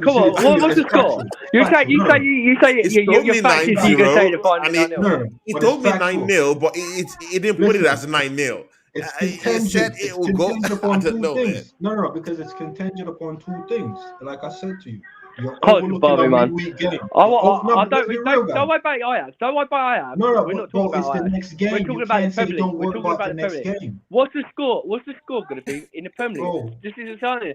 I know what it is, Tony. I know what it is for Liverpool. Yeah, they got smoked by Nottingham Forest. Right, the Champions League, keep that Champions League. You got Leeds at your ground. You say you're going to smoke them 9-0? Or are you going to win a 2-1 lead? Are you going to just one answer. We need one answer. I gave our prediction straight away that we're going to beat Brighton 3-0. But we want to know your answer. Yeah, because you have things going for your team and respect for you and your team, bro. Your team have something to hang your hat on. As Liverpool fans, bro, I ask you the question. What have we done to convince you we'll come back? The only thing you told me is clapping last season, bro. We're talking about this season. It's a new. But Klopp, what I'm trying to say, what happened last season is because when you was down bottom of the table, right, and a lot of top 4 were loads of points away from you, as you know they were literally 14 points away from You was 14. But again, that's true, Zuberi. That's true. We don't have to remove that. 14, no, okay, thank you. I know my football.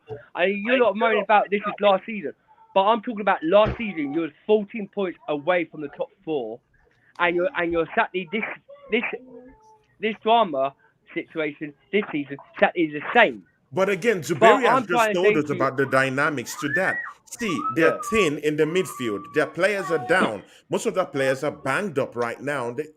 They're having injury problems. So these are the things why Zuberi is having a problem answering the questions. He cannot give the answers right now because they don't have the personnel to actually go for it right now. Tony, I know Zuberi since when I've been going to Rods. He has actually, even before the Big 4 came, he has actually been, being that check guy, giving these guys a check, a reality check down there in Rod's show. It was always telling them, guys, see, it's not like this, it's not like this. It was that sensible one that would just, put everything on check. Yeah, and like I said, Tony, with all due respect, you and Steve and Dan, bro, it's football. And you can only focus on the next game. I can't overlook Wednesday game to tell you about Saturday, bro. Because Wednesday game is. You can't overlook it 100% because what if Salah gets injured? But Steve, that's totally different. That's the Champions League. And Champions football, like you guys wouldn't know, and Tony wouldn't know, right? That's fake. That's not probably not. But again, you bought that for just for the sake of it that you think you're going to be a champion. But Chelsea, but you guys don't know. You could cap that. You don't know. You've never been in the top. I understand that Champions League. We're not in the Champions League. I understand that. Chelsea Dan, listen, Chelsea Dan. I understand where Zuberi is coming from. Steve, I really do understand it because if they go to the Champions League, they're going there with players. Mind you, their players are already thin already. So if they go there, put in a performance, even if they win that game and they come down to Leeds, what if they're tired? What if the players are already stretched out? What if there's an injury to Salah or something? Exactly. With already thin players. So I understand where he's coming from. My question for Dan is this. But still, you still have to give us a prediction. Champions League and Premier League are totally different. All right. Let me answer Dan a question. So they're playing Salzburg tomorrow. Yeah. Sterling, Aubameyang, and another guy get either injured or banged up pretty bad and can't make it to Brighton. You're still beating Brighton 2-0? Because we've got the likes of Pulisic, we've got the likes of Hakim Ziyech on the bench, we've got the likes of. So you're still confident that can happen? He's 18 years of age. He's adapted. Since the last 2 games against Brentford and Man United, he was quality in the 2 games. And Steve, you know that for a fact. We still got good players on the bench, and Liverpool hasn't got that because you're then what do you want from me, bro? Because that's what I've been trying to tell you. No, that's what I've been trying to tell you. So you're telling me 5 players drop at Salzburg, you're still confident in the squad. Bro, if 1 player drop wrongly midweek, we're done. Let's be honest. If you ain't got 7, Zuberi doesn't want to give us a direct prediction for that game. Come on, give the prediction of the score league. So how about we ask Zuberi this? How do you feel going into the Ajax game? I said 3-2 because Liverpool struggled away from home, barring the Rangers. He won't answer that. He wouldn't even answer. He can't even answer. Why would he answer? It's going to be a 2-0. I'll predict the next game. It's the next game. I can predict the next game, but you can't ask me to not predict it. We can ask Zuberi on Thursday what he thinks will happen again. I got an answer for you on Thursday. I got an answer for you Wednesday night. Chelsea Dan is a savage, bro. He's a savage, I got an answer for you Wednesday night. Savagery. I don't have an answer for you right now. That's why. That's why they call me the comedy. But Zuberi.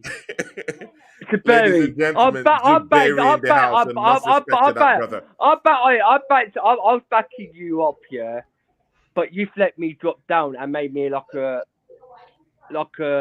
wet person because you just basically I've just come on Tony's show to back you about Liverpool, and you can't even give me one particular answer about Bro, the league. let me be honest with you, Dan. Respect. I see you over there. No. Let me tell you something right now. You want to But go Liverpool skinny fans wouldn't do it dipping? for Chelsea. You want to go Your skinny Liverpool dipping wouldn't with do it for Liverpool Chelsea. fans? Do that, bro. But I'm not joining you because I'm like It'd Tony be Shelton, a bit I'm Sabari. not that But guy. you Liverpool fans would never do that to a Chelsea fan. But No. I get what you're your saying. facts. I'm gonna say I'll answer your question for you. Yeah, you're gonna get smoked by Ajax tomorrow, and you're at the Champions League, and you're gonna lose to Leeds. That's what you reckon. It's gonna be 2-1 Leeds United, and then it's gonna be 2-0. So wait.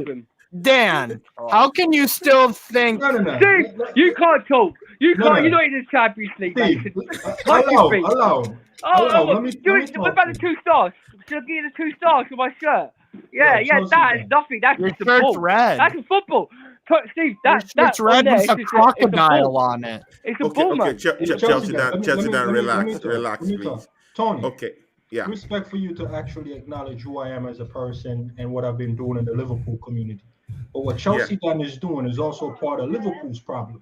You have men like them out there gassing us up, gaslighting us, telling us it's not over, bro. We're in the end times. So don't come over here and tell me that my shit don't stink, bro. The shit's been in the toilet. We can't flush it. It's been in the toilet, man. It's been in the toilet, bro. I've been telling man, yo, the toilet's broken. I've been saying this when we're going for the quad. Man is like, nah, just pour some water on it. The water level will balance it out. Bro, we've been near the plumber. Fab been there, bro. I've seen these problems you're seeing now. And like you and all the other Liverpool fans, nah, we'll be all right. Klopp is one of the greatest, bro. Klopp ain't that guy. I've been said this. He's not that guy to hold #1 spot and just run with it. And you're telling me, Zabir, nah, I got your back. Come skinny dipping. Bro, it's cold outside. I'm not going skinny dipping. It's cold out there. It's winter time in America. It's the fall. You got to bundle up. You're telling me to take off layers. I can't do that, bro. I can't stick my chest out. I'll catch a cold. I'm not doing it with you. I'm bundling up. I'm hunkering down. There's a storm coming in Liverpool, bro. I'm telling you, man. It's peak right now. I'm not sticking my big head storm out. coming. I'm not going outside wireless. If there's a party, Chelsea, you go to the party. Newcastle, I see you in the party line. Enjoy the party, bro. People say we ain't got no peas. Are you going into the party with no peas? It's true. But you've got peas. Steve, You've got peas. No, that's Steve, what people say. Steve, you're coming up with a game against Aston Villa, and right now, see, everyone's still watching. That's a tricky game. Aston Villa are talking right now to Unai Emery, the former Arsenal coach and the current coach of Villarreal. So it should be up for that game. If everything works out well this weekend, it should be up for that game against Newcastle. What do you reckon will be the final scores for Newcastle against Aston Villa? So that's even harder. I feel like I'm in a Zubiri position because I don't even know who's going to be the manager of Aston Villa when we play them on Saturday. Yeah, but what I can do, and I watched Aston Villa play Brentford yesterday. They were amazing. They were flawless.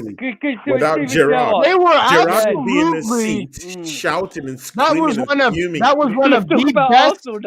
That was one of the best new manager bounces I've ever witnessed in my life. They were on smoke, direct, strong. Douglas Luiz, Dendenker was pinging balls extremely accurately. 96% pass accuracy. Leon Bailey was on fire. Let him finish his prediction because, of course, they allowed you to. So Leon Bailey was on fire. Danny Ings looks like a striker reborn.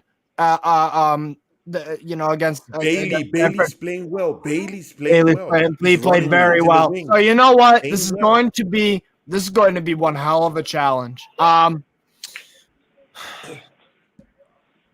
think I honestly have. With that being said, I think it'll be a 3-2 Newcastle win because I don't think that Aston Villa are going to take. They're not going to make it easy for us. But we're also not going to make it easy for them at St. James's Park. We don't. Under Eddie Howe, we've lost 2 home games. There have been some draws, yes, but 2 losses is a good thing to have. I just think that the momentum we've had has built up longer than Villa. Right now, Villa, it's like a volcano. It just erupted. With Newcastle, we've been feeling this good for a while. So maybe that benefits us. Maybe it benefits them. I'm going to go 3-2 because I think they will be very good on Saturday, and they'll give us a great game. because Steven Gerrard was holding them back that much. Shocking. Yeah. And that's an indictment on him as a manager. That's an indictment to how much he needs to fix up if he ever wants to have a job at a club like Aston Villa again, ever, or even at a championship club. Rubbish. Ross manager doesn't know how to handle his players or set up anything tactically. Chelsea Dan, please wait. Let one person talk. I wanted to quickly ask a question for Steve because when Steven Gerrard was Aston Villa, Aston Villa was taking shit for him, and they didn't want him there. But soon he left. We saw the game on Sunday against Brentford, and they were brilliant. So I don't think when it comes to your ground, I don't think you'll beat them. Fair enough. They were very, very good on Sunday. I'll say it'll be a 2-1 Aston Villa game, but they could. They could. He wants to rile you up. You don't know Dan. I know Dan. He wants to rile you up. But see, okay. But he's not. We're going to rile me up because I see. Thanks for that. Arsenal will be facing Nottingham Forest. See, after what they did to Liverpool, we have to be careful, with them. But still, I still believe that Arsenal will bounce back. Is it at the Emirates or at City Ground? I think it's at their ground. It's in our ground, at the Emirates, I think. So, of course, we have to be alert with what is going on. And I still insist that Nottingham Forest is a very, very poor side. They're a poor side. There's a reason why there are, languishing in relegation battle this season. So I don't know what happened with Liverpool, but I have to go there and win. I'm looking at a 2-0 win, and it's at the Emirates. And mind you, Manchester City is breathing down our necks heavily. Heavily. So 2 points. It's just 2 points. So I really need to give, a good account of myself at the Emirates by putting Nottingham Forest to the sword, come Saturday. So I reckon 2-0 will be the end of that game. But see, I'll go 2-1. 2-1 Arsenal. What do you say to that, Chelsea Dan? 2-1 Arsenal. Scores. The scores. Just the scores, please. The scores. 1-0 Forest. Okay. Zuberi, what do you reckon? Arsenal versus Nottingham Forest. I'll let Zuberi. I'll come in after this. After I want to tell you again, Tony. Bro, what they call it? Usual proceedings, bro. Yeah. Usual proceeding. Forest gets slapped up like the slap they should have gotten. You know what I'm saying? It's gonna be another fire that stoke the egos of Arsenal fan, like, Liverpool get done and we went in and take care of business. So taking it, yeah. You guys are gonna be eating everywhere we go, and we're not eating. You guys will go there and eat, and you and all the other Arsenal fans will use that to bro. It's gonna be a banter season for Liverpool. Let's be honest. Let's be real. It's going to be a banter season. I see. I actually agree with you. I think it's either going to go horrible, like 10th, or amazing out of nowhere, like 2nd. I see it more. I still believe that. I still believe that Liverpool will still give it a fight for that top 4. Let's be sincere. But I still feel that that team is poor now. My feeling with Liverpool shifts day to day. They need reinforcement. Unless they go into that January market, deep into that market, and bring in players in January, this team cannot get top 4. To be very sincere, they're done if they get nothing accomplished in January. I don't want to hear the signing players talk no more on this show until next season. And hear why I'm saying this. What a lot of fans don't realize about football, and I'm going to keep saying the word football so you guys grab it. Yeah. Bro, if players don't leave the club, you can't bring players in. I don't care how much money you have. Yeah. And we have a lot of deadwood, and their contracts are being expired at the end of the season. If them men don't walk off in general, we can't bring anyone in. And anyone we bring in will have to really take it at a big risk at overspending or not getting the right guy. And Klopp is big on getting the right guy. Klopp will wait till summer, bro. So don't look for any big activity in January unless 3 to 4 men leave. If 3 to 4 men don't leave in January, we're only going to get probably 1 man in. Okay. You know what? I need to have a word with Endzman. I need to have a word because we want to end the show now. Steve, Chelsea Dan. What's your top four? What's your top four this season? Still, after this round of 12 games. Well, okay, well, Endzman, you're talking Raffles, mate, because of the day. That's Zuberi. Yeah. It's Zuberi, not Endzman. No, I just seen Endzman's comment on the thing. Yeah, in the chat. You're talking Waffles, mate. Where are you in the table and where are we? Don't say what? that we've been unbeaten. We're unbeaten for a minute. Chelsea Dan, your top four prediction this season. My top four predictions. Well, I'm going to play nice here now because I'm getting really peed off with people like this in my football club. And because with Nottingham Forest and Steve, Arsenal, let him be. Well, Steve, you can laugh, mate. Your team ain't in the Champions League, bro. So I ain't going to go there. And your team ain't really done well since like the 1990s when you had the likes of Patrick Kluivert and Alan Shearer, and still could win the Premier League when you had Alan Shearer as the best top striker for your club. So don't go there. That's a football. That's a football on your shirt, man. That's some fake news you only printed that. But my top four this don't allow people to get into you, man. All right. So, Barry, I'm going to play nice. I'm going to play nice. I would say Liverpool would have finished top four this season.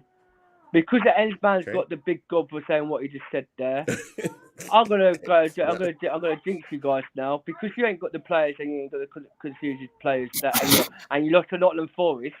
Come on, the top four: Man City 1, right? Chelsea 2nd, right? I'm gonna go Arsenal 3rd because they're doing really well. Even though Arsenal, Man United 4th, right? Tottenham 5th, and this season Liverpool 6th. Because I was going to say Liverpool finished in the top 4 this season, because the Endzman's got the got the gloves to challenge you. Yeah. Try to tell him again. Yeah, about the 300 million. But you Endzman, you can't talk, mate. You just got beaten by Nottingham Forest. It's been in like. He just said his team is going to have a banter season. He just said his team is going to have a banter. It's all love, right? It's all love. Steve. I think you will finish top 4. February. Tottenham ain't going to be in the top 4 this season. I'm only joking with you, mate. It's going to be Man City, Chelsea, Arsenal, right? Liverpool, Man United and Tottenham. Then Newcastle 8th because they're not good enough. So there you are. Okay, thank you. That's my prediction. Sorry, can you make your third and fourth clear again? What's your third and fourth? Right, Man City, Chelsea, Arsenal, Liverpool, right, Man United and Tottenham 6th. Okay, so Newcastle out of the picture, right? Newcastle's out of the picture, yeah. And then Liverpool is your 4th, right? Yeah, Liverpool's my 4th. That's a very, very big call. Zuberi, what's your top 4 this season? Before we go to the co-host, Steve. I said this on another stream. I remember what stream I said it. I think you might have been there too, Tony, where I said Arsenal first, City second. Yeah, City second. I thought I had Chelsea 3rd, but I'm gonna go with Chelsea 3rd. And if Man United get somebody in on January, they can sneak 4th, easily. I'd like to pay my respects, man, and say, it's gonna be Zuberi, Arsenal. you're not putting Liverpool in that 4th conversation. You just said they're gonna have a banter season. Jesus Christ, bro. I mean, you guys are like pushing my button to make me get disrespectful here, man. Bro, no, I'm what not. has Liverpool done this season? You said Arsenal first. You said Arsenal's going to win the league. They're not. You know what I know? You know what I know for a fact? If you want to talk about fact, I know you guys ain't winning it. So. Yeah, but to Bui. Oh my God, Chelsea down with start a monologue now. No. But as any other Chelsea fan in this world, or not delusional, has said that we were going to win the Premier League this season, mate. because we know we ain't gonna win the league. Actually, Liverpool no, fans said no We know Chelsea we fan ain't have gonna win. said that to me. We, Bro, none of us. but you we know we're not gonna finish Liverpool fans, but you Liverpool fans, and some Liverpool fans and some. You're not Tottenham talking to fans and some Liverpool Man United fans. You're talking to Zubiri. said they're going to win the Premier League this season, but they're not. Yeah. Bro, But who said that, bro? We didn't say But no. I Bro, none of us said that, bro. but Cooper, I know we ain't gonna win the league this season. I know we're gonna finish the top 4, and Bro, we might know we're get not into the finishing semi-final top four and this everything. season. But next season, the new season, after this season, we're gonna win it. Okay. Good. Thank you. But we for still your have comment. Man. Good. Zuberi, top 6. Top 6. I see you trying to get me to say Liverpool, bro. I'm putting Newcastle up there. Okay. And, who I didn't put in? Tottenham and Newcastle. Yeah. Then you're 6. You're number 6. No. It was Arsenal, City, Chelsea, Man United, Man Tottenham City's or winning it this Newcastle. season. Tottenham or Newcastle is 5th or 6th. Okay, 56. 7th could be Brighton. Wow. 8th West Ham. 8th could be West West Ham. Ham. Oh my God. West Ham. Zuberi's laughing at us here. 10th. Liverpool 10th. He's taking the piss. He's taking the piss, whistle, man. He's taking the piss. He's Mate, taking the piss. I'm I going to have him on my agree. show. I'm going to have him on my show, man. Look, Steve, even if Steve. I'm gonna come to Zubiri's defense here in a moment, right? Look, here's the thing. Even if you think that Zubiri's being ridiculous, even if he doesn't No, he's think not it, being ridiculous, but see, we all know that Liverpool, they're not. but he's coming setting correct low this season. expectations so that if we they know do they're a something top 6 crazy, team. We know they'll be they're a top happy. 6 team. And he's also just calling it how he sees it at Mind this you, moment. and This guy down the bottom see, guys, listen. I'm always right. Listen. There's a World Cup coming up. Up. Whether you like it or not, these top teams will go into the World Cup. They will have players With injured. injuries. Let's get that out of the way. Now, mind you, whether we like it or not, Liverpool is still a big club. Whether we like it or not, they will still dip their hand deep into that transfer window. I don't think so because their owners lack ambition. Whoa. No, you ain't gonna do that with FSG, bro. Watch your mouth, Steve. I like you, Don't slip up now, Don't come for FSG, bro. If players don't leave, players can't come in. That's where it stops. Bro, it's bad business to stack your team and half of them are dead, bro. Half of our we have 11 midfield and 6 of them are injury prone. Let that sink in. And Curtis Jones ain't good enough. Henderson. No. Let me break it down for you because I'm in the building. Right, sorry. The 5 that's not injury prone, 3 of them are kids. 3 out of the 5 that's not injury prone, 3 of them are kids. Yep. And the other 2, they're not really on that anymore, bro. Let's be honest. So I'm telling you, you guys are smoking this up, bro. What you said is right. If we don't finish 10th, it'll be 8th. I can hang my hat on that because I said 10th. If I come in here and be like, we're gonna get 4th and we finish 10th, bro, I look dead. I look dead on stream. So like I said, they haven't given me anything to hang my hat on. So you know what? We're not getting Europe. We're not getting no Europe challenge next season. See, Zuberi, I really do understand you. But what I'm saying is that we all know that Liverpool, if they go and dip their hands in that January transfer window and get in some players, something can still come up. They can still get top 5. Because Liverpool is that kind of team that they can just go on a flip run and just get you like 16 wins. And you know where you will land at the table when you get that. It's possible. They've proven it before that they can do it before. So there's clear evidence that they can actually still do it. I understand that pattern. But for the league, forget about it. So, Steve. Tony, I didn't want to take a shot at you, man. But you're only saying that because of your fickle Arsenal runs at top. This is not us, man. What's up, bro? Hey, look how your daughter. Yo, it's not bro.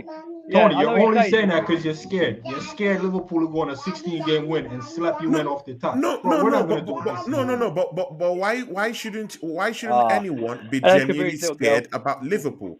Liverpool have done it on a consistent basis. They've done it. They've proven it.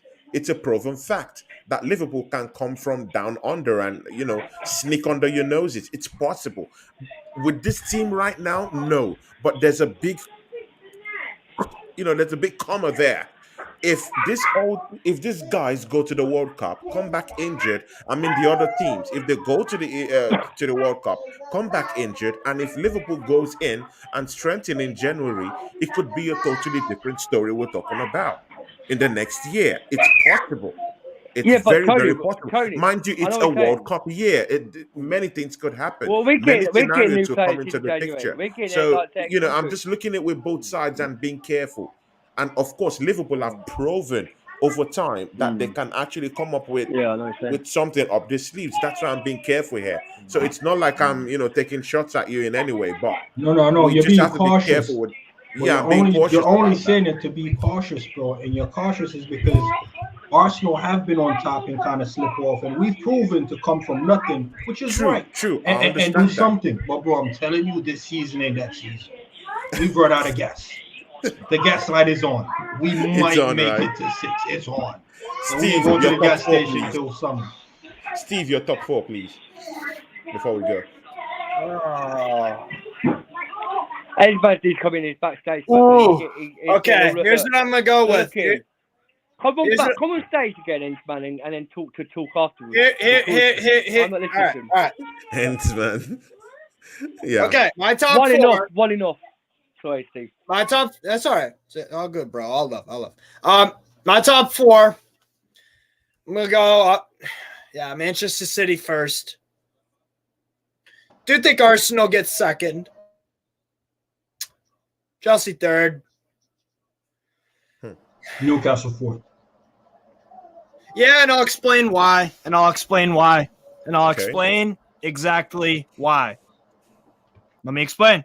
So, the past 2 transfer windows, we've been owned by the PIF. What have they done? They've strengthened us in one of those times was in a very poor position in the bottom, and then we rose to 12th. The ambition of Eddie Howe, and like I said, the video of Alan St. Maximin on Newcastle Fans TV when Johnny and Sam asked Alan, "What were your ambitions? What's the plan of the squad of the club this season?" And he said Champions League. He's not worried about himself scoring 20 and 20. If we lose, that's stupid. He's all about the team and about his teammates and the club. Yeah. And I know for a fact, and I think, would you guys all agree that Newcastle will strengthen in January? Definitely. You have the money. You have unlimited resources. I don't think they'll buy any players in January. Wow. Okay, whatever. That's fine. Whatever. I think we will, and I think the proof is in the pudding. Steve, if you could buy the players, Chelsea, Dan, let him finish his point. You will come finish in, Dan. I know. I'm just quickly asking Steve. Right? If you buy 2 players, it's like 2 a midfielder and a left winger. Yeah. And if you could get them players in January, because as we know, as you know, right, Tottenham and Deji Spurs is so deluded. If you could get them players, then you possibly overtake Tottenham in top 4. I think we will. Situation, but like I said, it's hard because every single January, every single transfer, even though you had the money since then, you haven't spent in January. You don't spend in January, so you can't say if you do spend in January, if you. But we did last January. But Steve, I got you on this one, Steve. I got you. What Steve is trying to say is, look, if Newcastle are in and about 6th with like 2 to 3 points or 2 to 6 points from a Champions League spot, bro, they have the money and resources to entice a player to be like, yo, look, you're the missing piece to close this gap to get Champions League, you know. So they'll be if they're in 6th and very close to top 4, bro, that's a good position to bargain to a player of a Champions League quality. Oh, sorry. Go on. My bad. Go on. It's true, but there's also something called reactionary moves. No. Howe can go to the club, to the directors down there and say, "Hey, guys, see, I'm on the verge of delivering top 4 football to you guys. You know what? Ahead of schedule. You guys have endless resources. Get me Mbappe. Do you think if they give a blank check of £1 million every week, of course, they won't get Mbappe. No, listen. They No, won't no. get Mbappe. Let's be realistic. I get what he's saying. Tony isn't saying we're signing Mbappe. Tony's saying it is a somewhat feasible Delusion. possibility. Yeah, I know what he's saying. I know what he's saying. Erling Haaland is earning 800 a week. What gives you what tells you that Newcastle can say, okay, let's write a blank check for Mbappe and give him lots of real estate in Dubai and Chelsea Qatar could do that. and come Chelsea could in do that.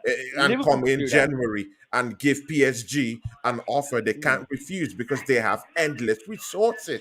It's there, the money's there. Yeah. They can do So, it. and Yeah. Do you think they cannot do it in January? Do you think but Eddie Tony, Howe so cannot Chelsea go could do to that. it, to Man the United board, could to do the that. management, and say, "Give me the players. I'm about delivering Champions League football ahead of schedule.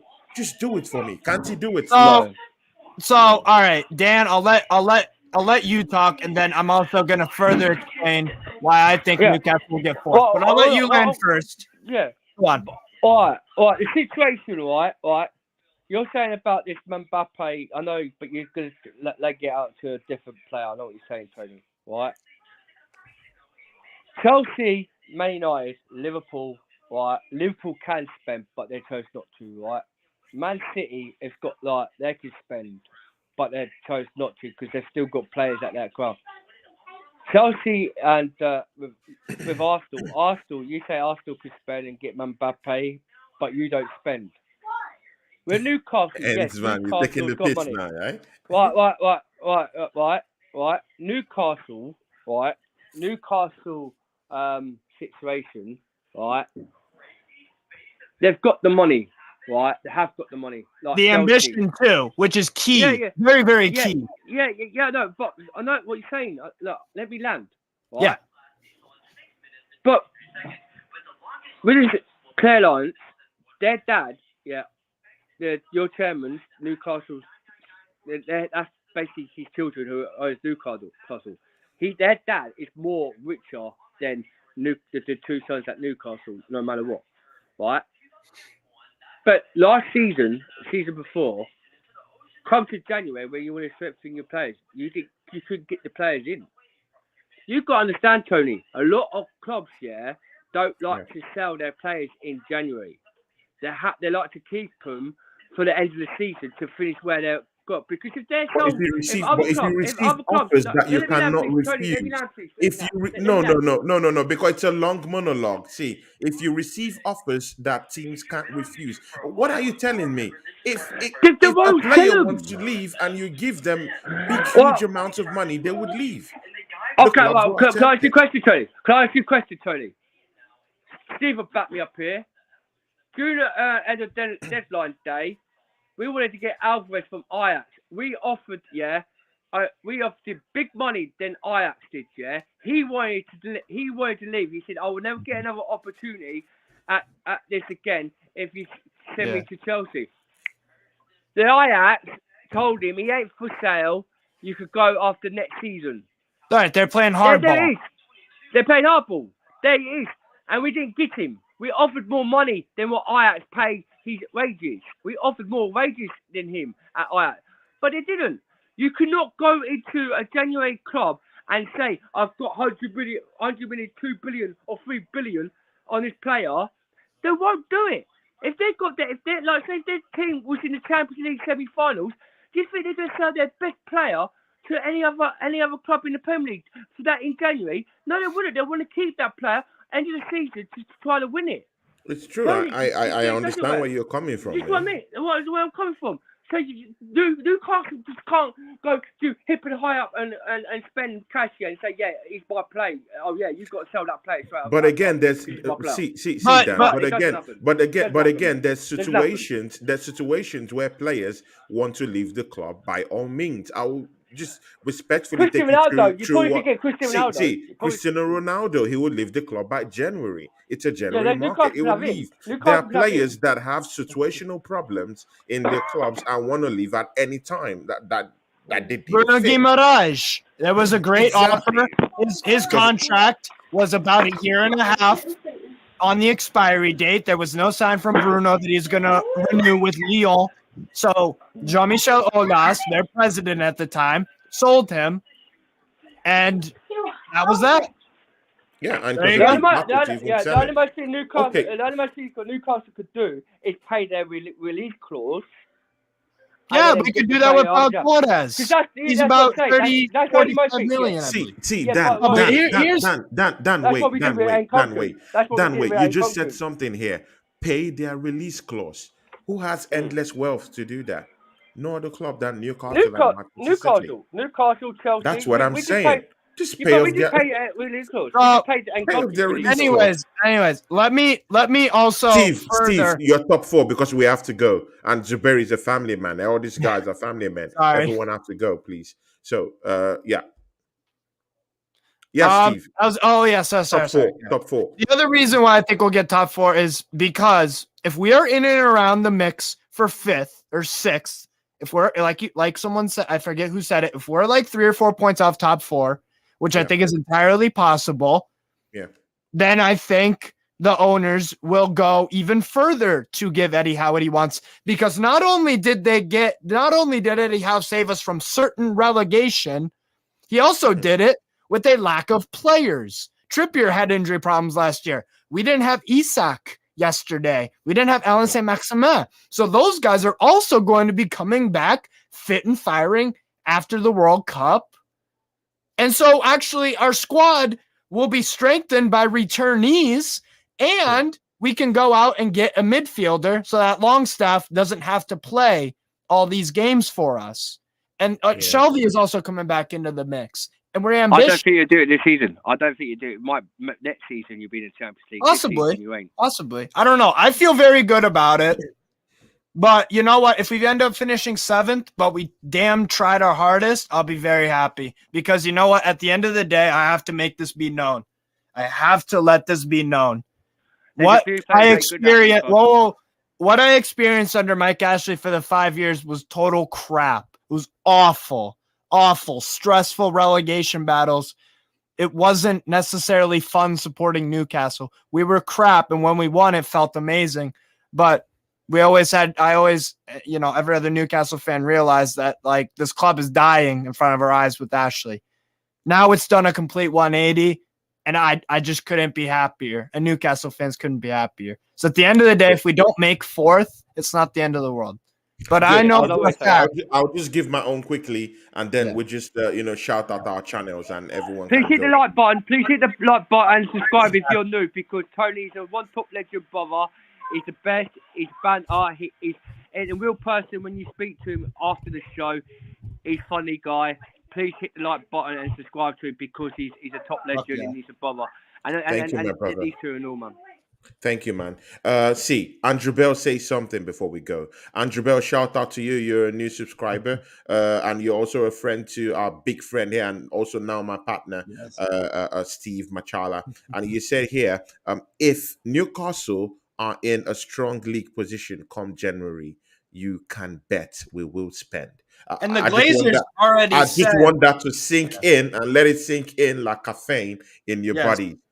Chelsea Dan, please big up your channel and tell us what you do, and just big up where people can find you. Okay, Tony, I've got a new. I was going to ring you after this and tell you. My name's Chelsea Dan. I do watch long Chelsea Champions League. I'm going to talk to Steve about this.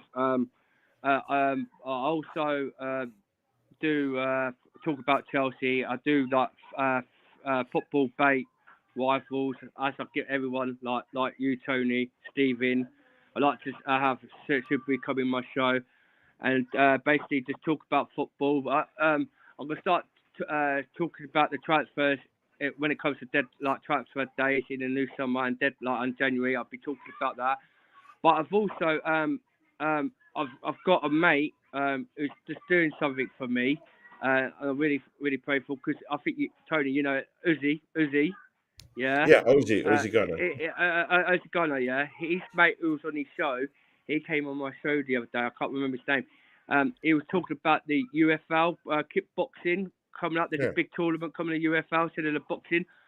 I will be doing that on my show soon. Talking about UFL. If you're a UFL fans, Carl would jump in, because I will be talking about that. My different football situations. But yeah, I've got a quiz coming up soon next week. as I said, Tony, about football quiz. I'm going to try and get a few guys in, like Liverpool supporters, Newcastle fans, Man United fans. Basically, I'll be doing the quiz. I won't be doing the quiz. I'll be reading them out because my missus, like, I've done it really hard on the laptop and I've got them all sorted out. But we'll got them silly. But if you really want to come on my show, just type me up on Instagram. It's Razor with the 3RD. That's my Instagram. Just put Big up to you, Anthony Herbert. I'm sorry yeah, because he's a Crest member. So Crest members, they have the opportunity for me to shout them out no matter who's talking because he's a member of the channel. So big up to you, Anthony Herbert, our Crest member. God bless you. God bless your family. Big up, Tony. Hope you're well, mate. Sorry, been busy. Yeah, whatever you're doing, Anthony Herbert, just be safe out there. God bless you, my brother. Yeah, big up to you, Anthony, but big up to you, Avi, because he's a legend, man. He's a legend, and I like him because I had him on. I was on the show with him that time I spoke to him, and he knows about football. But if you want to add me on Twitter, it's exactly the same, MCRA3RD. But so just like if you ever want to come to my show, please come to my show and hit the like button and subscribe. Because I'm a new person on YouTube. I've only done it for over a month now. Is it, Tony? Month? Not even a month yet. A month. And we're all family. We're on a WhatsApp group. 100%. We all talk together. We have banter. There's never ever arguments. There's never ever personal arguments where we're like, you're an asshole or whatever. Banter. Steve, we have a banter, but Steve, we all know Steve ain't a Newcastle because he watches every single Tom, Dick and Harry on football, but we know he's a Newcastle fan. That's why we love him. He's a Newcastle fan, just subscribe to me and thank you for having me on the show, Tony. And Super E, if you heard guys, please go and subscribe to Chelsea Dan's channel. He's doing quite a good job down there. Big ups to him, and thank you for gracing up to the show today. Zuberi, please shout out your channel, shout out what you have going on, and let the people know you where they can go add you up and stuff like that and all that good stuff. It's like you see it down here, Zuberi Mafabi. I'm on YouTube. I'm taking a different approach from these, man, so I'm always in the kitchen, always busy, so I'm always doing up something and vibing out. Very new to the scene, I'm getting a lot of mixed directions as far as how to go about recording and stuff like that, but pretty soon I'll pattern that up and I'll cut up some nice videos for you and some cooking of Jamaican food. You'll get probably the raw Jamaican accent over there. And it's basically it. I might talk like some football before and after the weekend type of vibes. Nothing too specific. And just talking football in general, not some of these hopeful rants and last season things, man. I mean, the past is the past. You know what I'm saying? It's all about what's happening now. And what's happening now, my team are in the mud. I'll say it. I've been saying it when we wasn't in the mud. I said we're gonna be in the mud. So we're here now. I might break down some reason as to why we're in the mud and how we can fix it. Hopefully, Klopp will use that to bring me in the building. I'm an ex-military guy, born and raised in Jamaica. So come over there. It's a lot of vibes going on. You won't be disappointed. Nice. I'm half Jamaican. So where is the central place where people can find you to add you or something like that? When will you be coming up with your own channel? My channel is active actually. There's probably two little teaser videos over there, 2 little shorts over there on cooking. Nothing of my personal vibes on there yet. But pretty soon, so just go over there, subscribe, turn the notification bell on. Zuberi Mafabi on YouTube.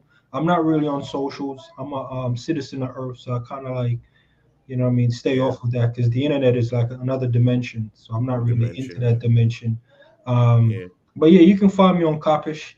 As always, you'll see me on Rod's Liverpool channel. Jamie Phillips.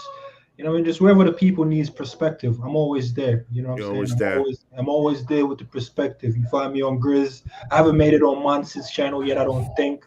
I'd love to go on Mans. I've been on Never a Foul. So like I said, wherever the people need perspective, I'm there. I show up. I'm not a superhero. Not yet, soon, but I'm but soon, maybe. I'm going. You are a superhero, brother. You're a parent. And there's no big superhero, bro. Being a parent. So big hero, bro. And see, guys, please, you can go on Instagram, add up, I see what you're doing. Zuberi. I see what you're doing. And then Yeah, you're a legend for that, Steve. go add up Zuberi, and look for him wherever he goes. Watch some of his shows. I would start inviting him, and of course, Endzman. Let's not forget Endzman. Who was here? Go subscribe to Endzman Sports TV. Endzman will be making lots of appearances here. It brings a lot of snot on this. He's nice when he's on his show. When I like Endzman. Endzman is a great guy. Perfect human being, humble, and nice Rama guy. Same thing with Zuberi here. Shout out to you, Zuberi. God bless you. God bless your family, my brother. You can always come up here anytime you like, my brother. And I'll always put up this show because me and Steve, we've started this show now. We got a good show going, bro. I love it. Yeah. So, he's a co-host here. So we'll always bring you, Chelsea Dan, Deals, Chelsea OG, Zuberi, and Endzman. We'll make this rock at the end of the day. We'll talk football. Behind the counter, we could banter and laugh and do all that. But when we're here, let's just talk football and be happy, and 100%. That's what we did today. Steve, I'll allow you close the show. You're the co-host. No. Basically, we don't do no rudeness in this show because you always close the show off, people. To close the show off, I can only close it off in one way, and one way really only. There's a top 7 in the Premier League. There's a top 7, and Newcastle are a part of it. If you want to kick someone out like Spurs, cool. But we're part of the big boys club now. So I'm going to be saying top 7 from now on. Okay. I don't know about you, but because we're making noise and we're going to continue to make noise. So, top 7 from here on out. Top 8. True. I get that. And guys, everyone in the chat, please catch me tomorrow for my flagship show here tomorrow with Ryan. It's the Ryan and Claude show tomorrow, 8 to 9 p.m. tomorrow. Come join me and Ryan as we dissect Arsenal and we give the banter club of the week. I'm suspecting someone whose club is here, and his name starts from Z. And it's not me. In the banter club. The very start this picture up. We'll be getting the banter club of the week, but let's see what happens. So just join us tomorrow for that. I'll be having a big show again with Northside LDN. He'll be coming down to the show down here to chop it up with me, where we'll be having hot debate, or heated debate, any way you want to call it. So we'll be having that on Wednesday. Good and okay, no problem, Dan. So join us for heated debate, me and Northside LDN on Wednesday. And then on Thursday, Deji Spores, the Arsenal Grim Ripper, the Tottenham Van Helsing. He'll be here, on Thursday. So join us if you want to, if you like that smack talk about Tottenham Hotspurs and Arsenal and rival teams, put together. And of course, you can join me on Friday, if you just want to look at a preview for the match coming up in the weekend. So, just go add up these guys, add up all of them. They're great guys, and look out for them and watch them all. Thank you, guys. Thank you, Zuberi. God bless you, my brother. Thank you for gracing the show. It's your debut here today. Thank you very much. The other guys are my brothers already because they always come to the show already. But you especially, thank you very much. I appreciate it that you could say, hey, I want to come to the show. Thank you very much, Zuberi.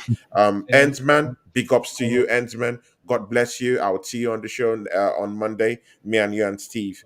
Steve, thank you very much, bro. One love. No, man. Thank you. Thank you. Big ups to you, my brother. Big ups to you, man. Big ups to you, my brother.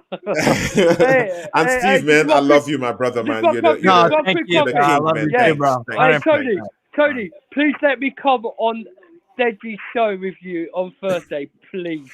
No, it's going to be a good show. That one I have to clear with Deji. Yeah, and Deji own that show. Please text him. Ask him because I want to rinse him. I want to rinse this guy. I really want to rinse it. No, I really want to protect him on Deji as Insta. much as possible. He's my friend, and he needs protection at this time. So I have to shield him from any external attack. So His Deji. nipples are burning. His nipples are burning because he's lost to Man United, lost to Newcastle. All right, guys. Big ups. Let's close the show. We can't talk backstage. All right, man, guys. Big ups, man. Big ups. Big ups. Chelsea Dan, give your big ups, man. Big Big ups, man. Thank you, guys. Join us tomorrow for the round. Look at that shit. What are you saying? You go nowhere, mate. You ain't go nowhere. Newcastle.